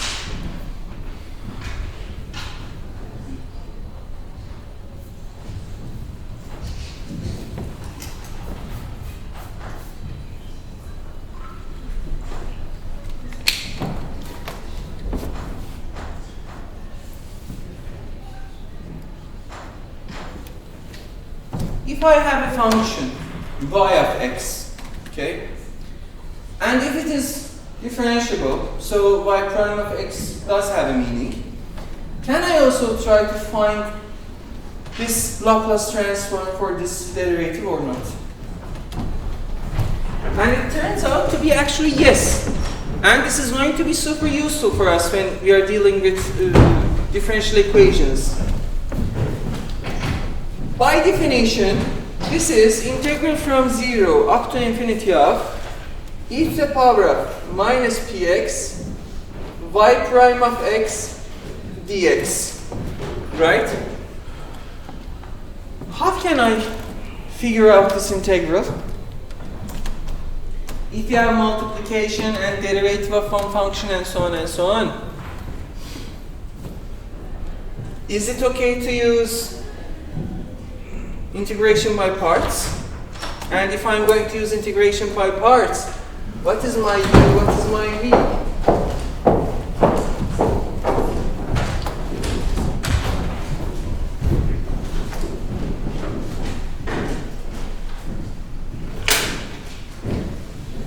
What should I take as my u, what should I take as my v?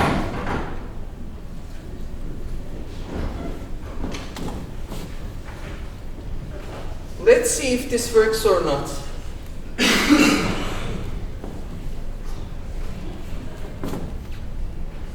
If this is uv, I can take this as y prime dx. What is our du then?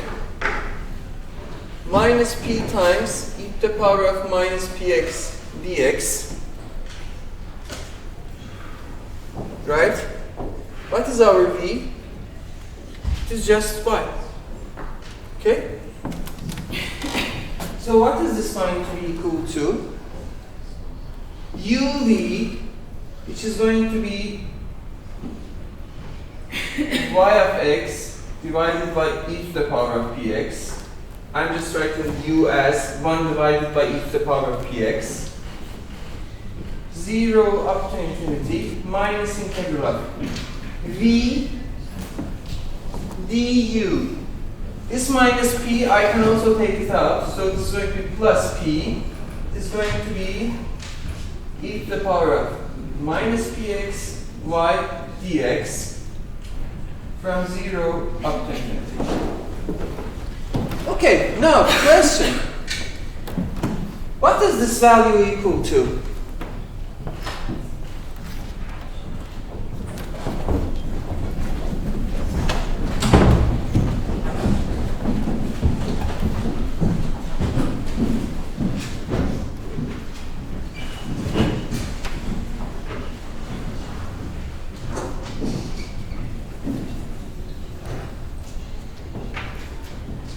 What we are interested in is that when we are having this kind of differential equations, we want to use Laplace transform in order to turn this problem into an algebraic problem, solve it over there, and come back.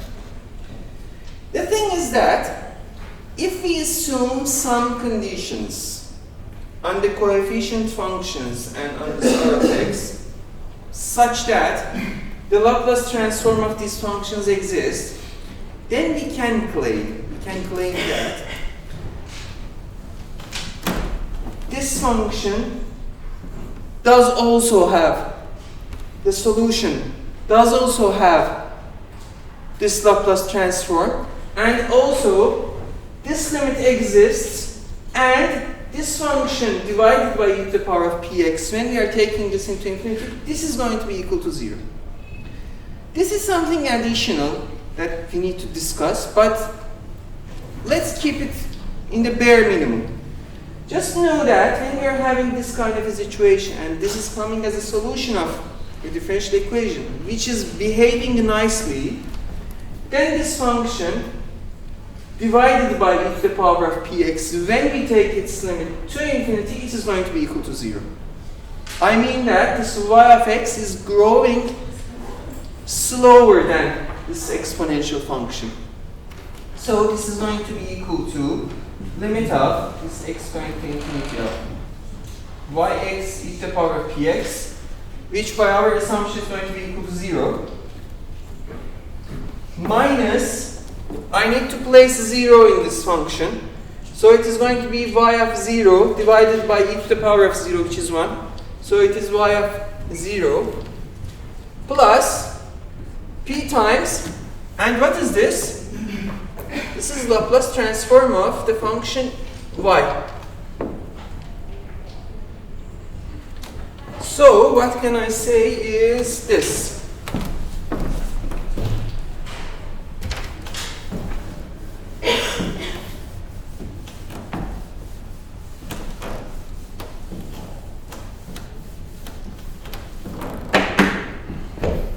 I can say that Laplace transform of y prime is equal to p Laplace transform of y minus y of 0.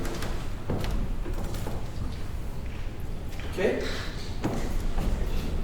Can you say something about Laplace transform of second derivative?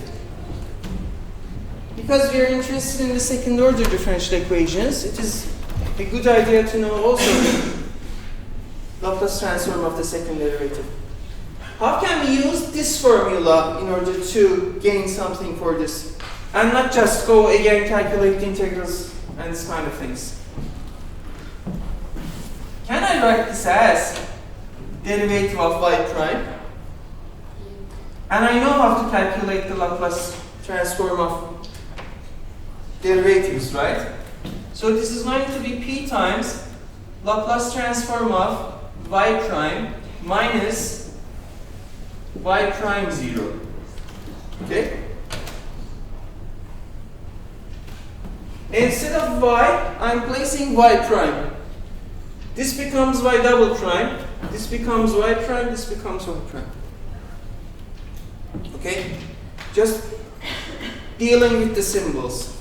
Again, I'm having a Laplace transform, but this time of the derivative itself, right? If I also replace this with p times Laplace transform of y minus y of 0, what I'm going to get? I'm going to get p to the power of 2 Laplace transform of y minus p times y0 minus y prime of 0.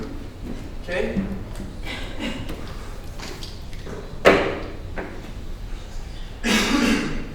These two are super important. Is that fun?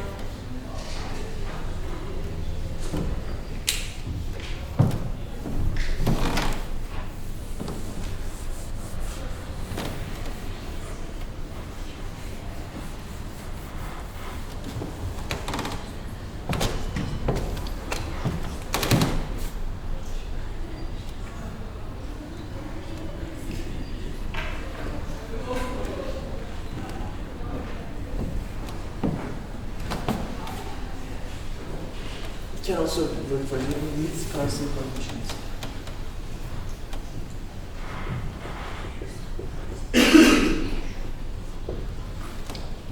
Let me just give you an example, then it will be much more clear than what is going to happen.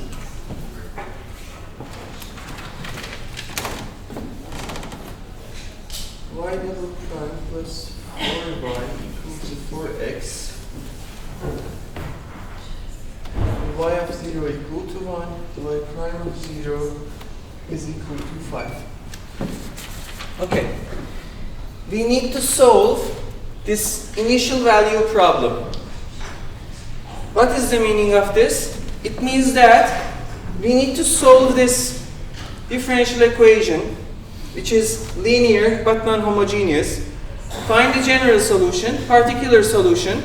General solution is coming with this C1 and C2. Then in order to find that C1 and C2, we need to put these values in place of x, 0, form two equations, try to find out what is C1 and C2. But we can also directly find out the specific solution. How? Laplace transform is going to give us a way to do this.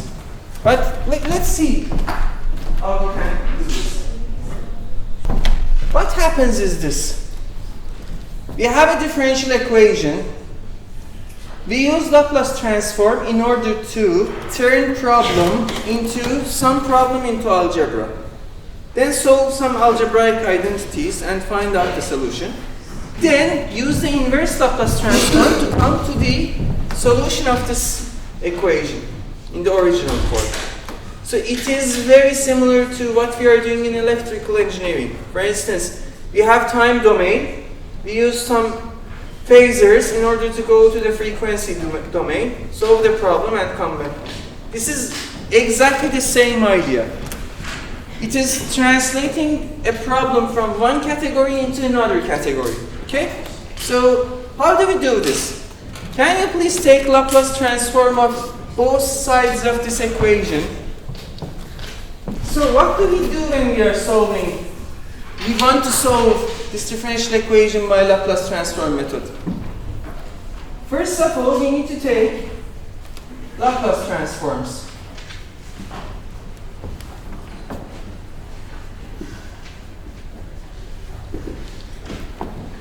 What is the Laplace transform of this equation?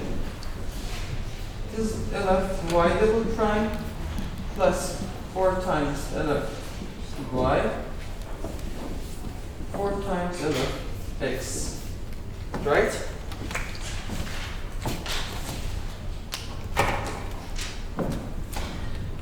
How can I continue with this?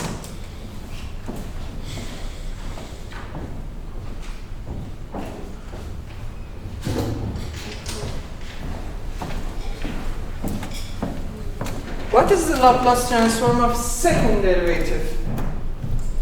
It is p to the power of 2 Laplace transform of y minus p times y0. What is my y0 in this problem, in this initial value problem? It is 1, so it is minus p minus y prime of 0. What is y prime of 0? Minus 5 plus 4 times Laplace transform of y equal to 4 times. What is Laplace transform of x? Can you please go back to that table and try to revisit what has happened? Yes. 1 factorial divided by p to the power of 2. Okay? What else? I have a Laplace transform of y here and 1 here. So I can take a factor out of it. So this is going to be equal to, I'm also taking this to the other side, so this is 4 divided by p to the power of 2 plus p plus 5. Okay? Now what should I do?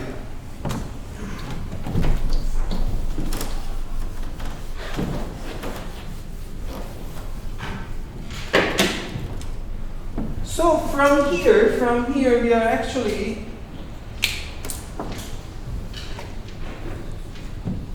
find Ly.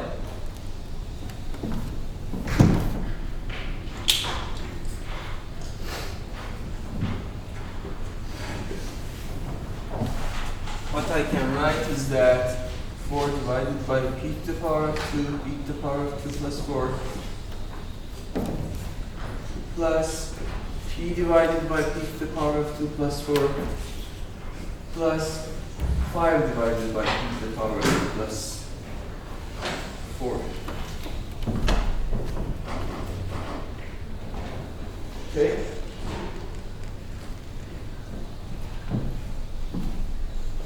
Do I know the Laplace inverse transform of this kind of an expression?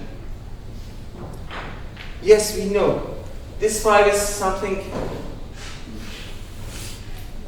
annoying, but we will deal with it. Something divided by p to the power of 2 plus 8 to the power of 2. I know how to deal with it. This one, again I know. It is the Laplace transform of cosine. What about this one? I don't know how to deal with this one. But can I make this into 2 pieces? Which means, can I write this as something plus something such that this is p to the power of 2, this is p to the power of 2 plus 4? Can I do this? Yes, in fact we can. And what we can have, this is 1, this is minus 1, right? Because if you take the common denominator here, which is the multiplication of these two, then this is going to be p to the power of 2 plus 4 minus p2. So we have a 4 and these two are multiplied to each other. So this is actually looking like this. Okay, so what happens also? I had 5 times 1 divided by p to the power of 2 plus 4. I have minus 1 times. So this one and this one, they're going to just cancel each other, and this is going to be 4. And this, I'm just trying to write it as 1 divided by p to the power of 2.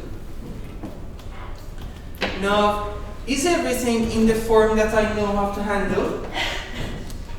Yes. So what is our third step?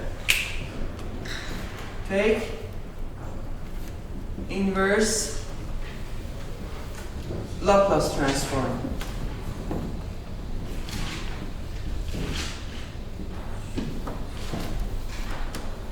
What will happen is this. If I take Laplace inverse or inverse Laplace transform of y, I'm just going to get, let me just write it. Laplace of y. This is going to be y of x And in the right hand side, I'm taking the Laplace inverse transform of these. Let me write it for the sake of completeness.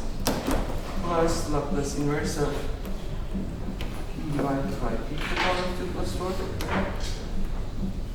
Laplace inverse of 4 divided by p to the power of 2 plus 4. Now,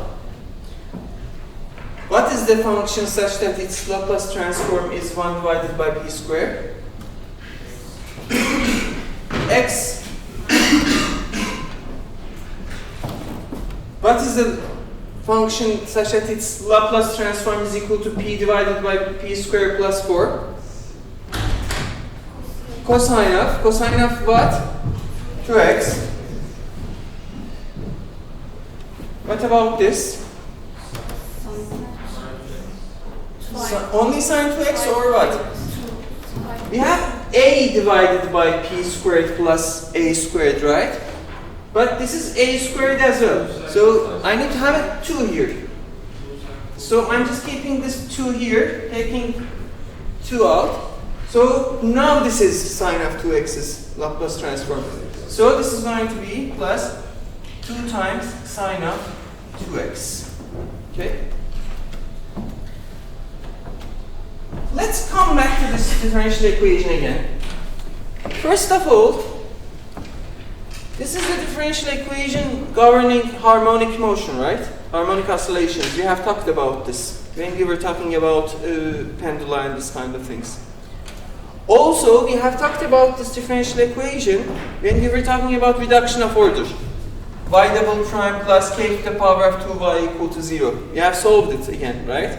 And the solutions were sine of kx, cosine of kx, as you see here. Or we can also solve this differential equation by means of, is this a differential equation with constant coefficients? Yes, it is. So we can also solve this differential equation, assuming that this is a differential equation with constant coefficients.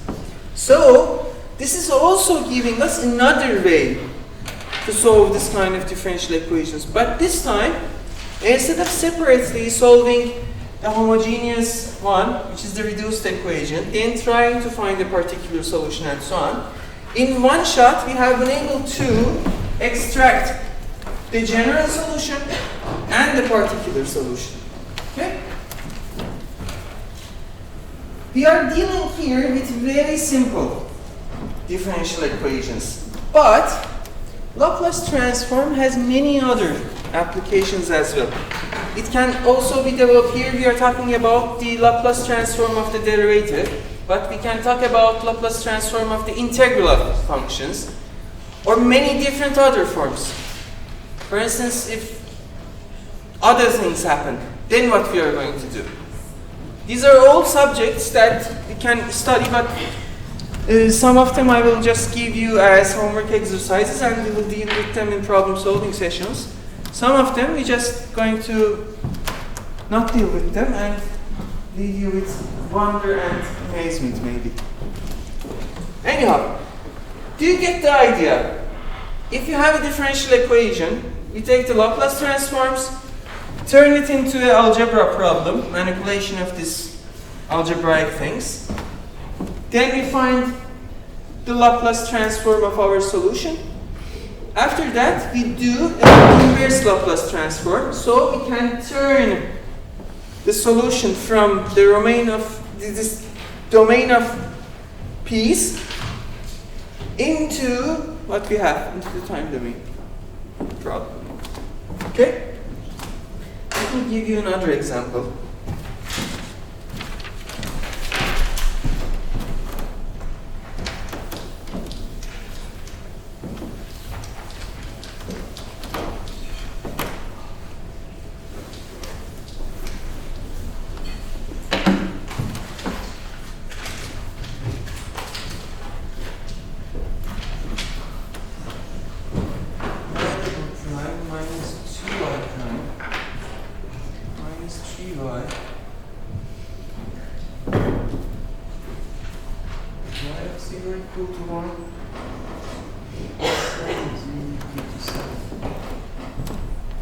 Can you please solve this differential equation using Laplace transforms? Please bear with me. Okay. What we need to do is that first we need to take the Laplace transform of the whole equation, right? So this is going to be Laplace transform of y prime minus 2 times Laplace transform of y prime minus 3 times Laplace transform of y. What is the Laplace transform of 0? 0. Why? It is a linear transform, and linear transforms keep 0 as 0, right? So this is going to be equal to 0. What about this? Let's just replace them and collect all the terms together. So this is going to be p to the power of 2 minus p times y0. What is my y0? 1, so I'm just keeping it as this. Minus y prime of 0, which is 7, I can replace it. Minus 2 times Laplace transform of y prime. What is the Laplace transform of y prime? P times. With this minus 2, it is minus 2p times Laplace transform of y minus y0, right? What is y0? 1. So it is minus 1. With this minus 2 added to it, it is going to be plus 2. Minus 3 times Laplace transform of y, which is going to be equal to 0. Okay? Now what I can do? I can collect all the terms with Laplace transform. So this is going to be p to the power of 2 minus 2p minus 3 Laplace transform of y equal to, what do I have? Minus p. If I take it over there, it is going to be p. And I have minus 5. It is minus 7 plus 2. And if it goes over there, it is going to be plus 5. Okay? So what is my Laplace transform? It is p plus 5 divided by p to the power of 2 minus 2p minus 3, which is going to be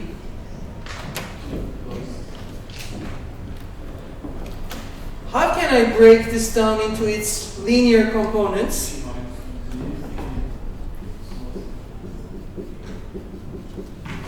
Right? And this is p plus 5. Can I calculate the inverse Laplace transform of this expression? It looks like a little bit complicated and something which is not in our table, right? So can I break this down into two pieces like p minus 3 and p plus 1 with a's and b's, the partial fraction decomposition of this? Okay? What should I do now? Either I can write a and b here, take the common denominator, multiply this, do this addition, and put it equal to this. Or what we can do is this. Is this a linear first degree polynomial or not? Since it is to the power of 1, the whole thing, so this technique is going to work here. And what is that technique? The one that we also used before. What is the root of p minus 3? 3, right? P equal to 3 make this equal to 0. Come back to this original one. Cover the term that is making this whole thing's denominator equal to 0. Wherever you see p, put that root. So it is going to be 3 plus 5, which is 8, divided by, if I place p here equal to 3, this is going to be 3 plus 1, which is going to be 4, which is 2. Which means that this a is equal to 2. What about this p? What is the root here? Minus 1. Come here, cover this part. Instead of p, wherever you see p, place minus 1. So this is going to be 4 divided by minus 4. 4 divided by minus 4, minus 1. Okay? Now, if Laplace transform of my solution is this, my solution is the inverse Laplace transform of this, which means that y of x is equal to inverse Laplace transform of 2 divided by p minus 3 plus Laplace inverse transform of minus 1 divided by p plus 1. What is this Laplace transform? Yes, 2 e to the power of 3x. What about this? Minus e to the power of plus x, no, minus x. Good? And this is the general solution actually. If you also solve this differential equation as we used to solve second order differential equation with constant coefficients, you will see that the general solution is c1 e to the power of 3x plus c2 e to the power of minus x. And for finding that c1 and c2, we need to use this two more given information. And do we have any particular solution for this equation? No, because our equation is already a homogeneous equation. So only this. Good? One more example.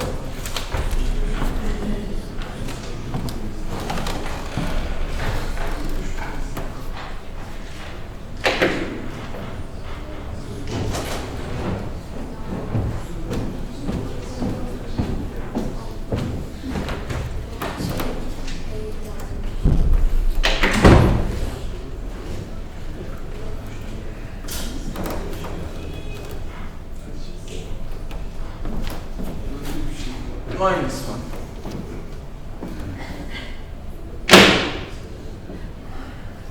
Can you please solve this equation with Laplace's transformation methods?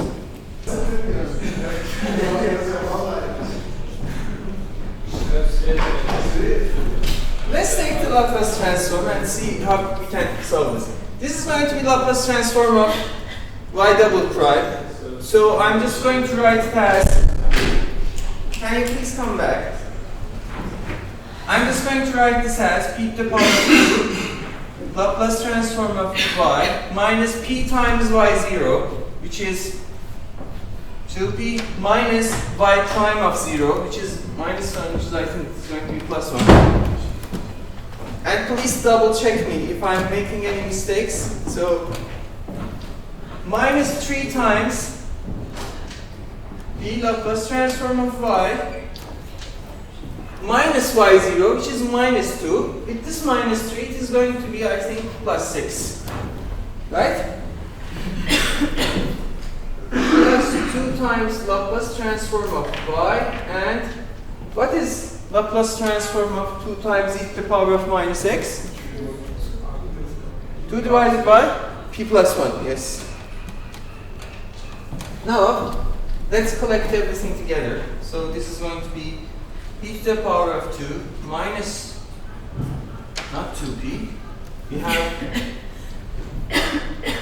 3p plus 2 times Laplace transform of y, which is going to be equal to 2 divided by p plus 1.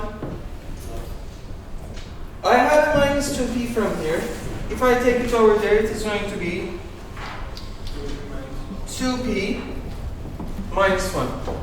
Okay? Yes, with this 6 also, it is minus 7. Right? Now, can I also separate this into its linear components? Yes, this is p minus 2p minus 1, I think, right? But now look at this. If I just divide everything to this, what I'm going to get? I'm going to get 2 divided by p plus 1, p minus 1, p minus 2. And I need to separate them into these partial fractions, right? So it is going to be 3 terms over there. 2p divided by p minus 1, p minus 2, I need to also separate them. 2 terms also from here. Minus 7 by this. Again, I need to separate this. Again, another 2 terms. So 3 terms plus 2 terms plus 2 terms. So it is 7 terms. And it is a little bit mess, right? Can I be a little bit lazy and make it much more compactor? Yes, I can. And what I'm going to do is this. Instead of having them separate, I will bring them all together, then divide by this. And what do I mean by that? I mean just take a common factor of all of these in the denominator, which is going to be p plus 1. So this is going to be 2 plus 2p times this. 2 plus 2p2 plus 2p minus 7p minus 7. And what is this going to be? This is going to be 2 times p to the power of 2 minus 5p minus 5 divided by this. And if I now divide this thing and try to make partial fractions, I'm just going to have 3 terms, right? Which it is easier than working with the 7 terms. Okay, I'm also just using this partial fractions only once, so seems like a good idea. So what is happening is this. My Laplace transform of y is going to be equal to this p plus 1 divided by p minus 1, p minus 2, 2p squared minus 5p minus 5. Which I'm going to write it as p plus 1, p minus 1, p minus 2. Okay? Now we have a, b, c. We just need to take common denominator, multiply all of this, do this algebraic thing, put the coefficients of p to the power of 2 and the constant coefficient equal to each other, solve it. But since these are all linear and of degree 1 polynomials, we can also do a much more simple trick. And what is that trick? What is the root of this? Minus 1. Come here, cover it. Wherever you see p, place minus 1. This is going to be 2 plus 5 minus 5, which is 2. In the denominator, minus 2 times minus 3, which is 6. So this is 2 divided by 6 or 1 divided by 3. What about this one? What is the root? 1. Cover this. Wherever you see p, place 1. So this is 2 minus 5 minus 5. Minus 8 divided by 2 times minus 1. Minus 2. Minus 8 divided by minus 2? 4. What about this one? The root is equal to 2. Cover this, place it. 8 minus 10 minus 5. 8 minus 10 minus 2 minus 5 is minus 7.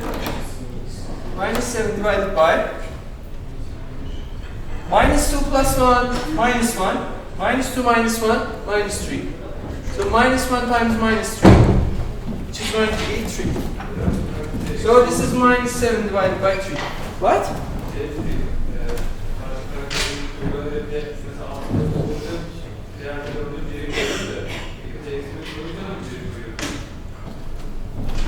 You need to look, what is the root? If this is, the root of this is minus 1, I'm just covering this, because if I do not cover it, it is going to make the denominator equal to 0, so meaningless. So I'm covering this and placing the root over the rest. For this one, I'm finding the root of this one, I'm covering this, and for the rest, I'm placing that root. Okay? So, if this is like this, what is going to be our y of x? Our y of x is going to be the Laplace inverse of this one, this one, this one. So I have 1 over 3. What is the Laplace inverse transform of 1 divided by p plus 1?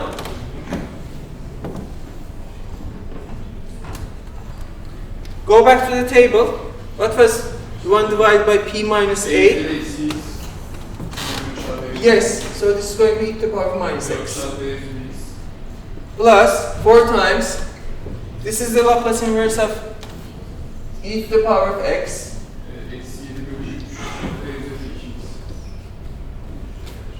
Yes.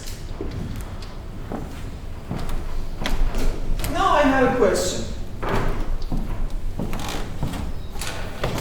When we were solving an equation by means of Laplace transforms, we were getting the general solution and the particular solution as well, right? Among these three functions, e to the power of minus x, e to the power of x, and e to the power of 2x, which one of them are coming from the general solution? Which one of them is the particular solution of this differential equation? Why?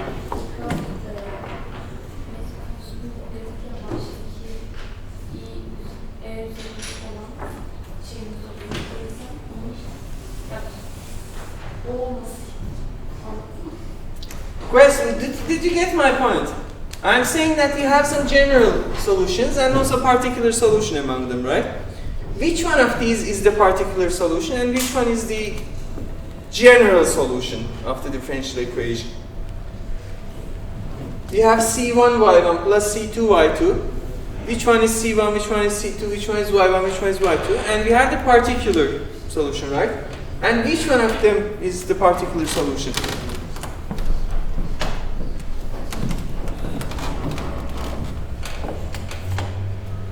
Do you remember the method of undetermined coefficients? When we were having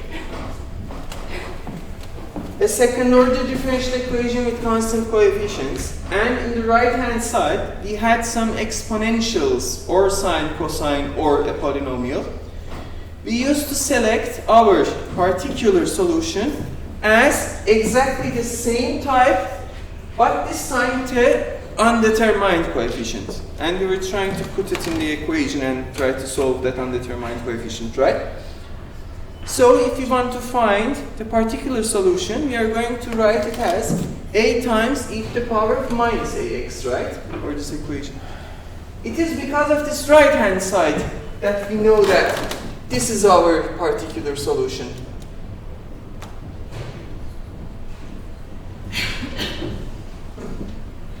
Good? As I have just mentioned before, Laplace transform has many other properties as well, and it can be used to deal with many different types of problems and many more extended type of differential equations. It can also be used, for instance, to calculate the integral of some transformation. Okay, we have just used for the derivatives. But we can also calculate the Laplace transform of the integrals and some other type of functions. And also try to solve integral differential equations. And these are the kind of equations which involve both the derivative of some function and the integral of some function. Also, there are other things that are rising from the physical phenomena that are of interest to us. For instance, if you want to find a function such that its Laplace transform is equal to 1. What is that function going to be? We can show that actually it is the which function?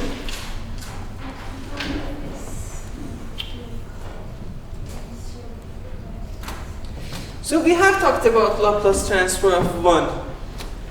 But what about inverse Laplace transform of the function 1? You will see that it is Dirac's delta function. Okay, but these have some other applications. We also did not talk about finding the Laplace transform of piecewise continuous functions and many other classes, but this is the whole essence of the Laplace transform. When we are trying to solve some second order or first order differential equations. We just need to turn our problem into a problem in algebra, try to solve this in the sense that we are dealing with some algebraic structures, then try to translate the problem back into the domain of differential equations. Okay? This is the whole point of it. And also, if you want to place this Laplace transform in the big picture of that homogeneous, non-homogeneous equation or whatsoever, you can put it in both one of those sides. Because it is a tool such that it is a very similar or some extension of, let's say, power series methods. It is some kind of a continuous version of power series. Also, as you have seen, it is capable of solving both homogeneous and non-homogeneous equations. Which means that below that tree you can put it wherever you want. Çok yaşa. Okay. So, for today that was all. I will also give you some homework exercises, and we will also meet again this evening for the problem solving session, and discuss some more things. So anyhow, thank you for coming, and I wish you the best.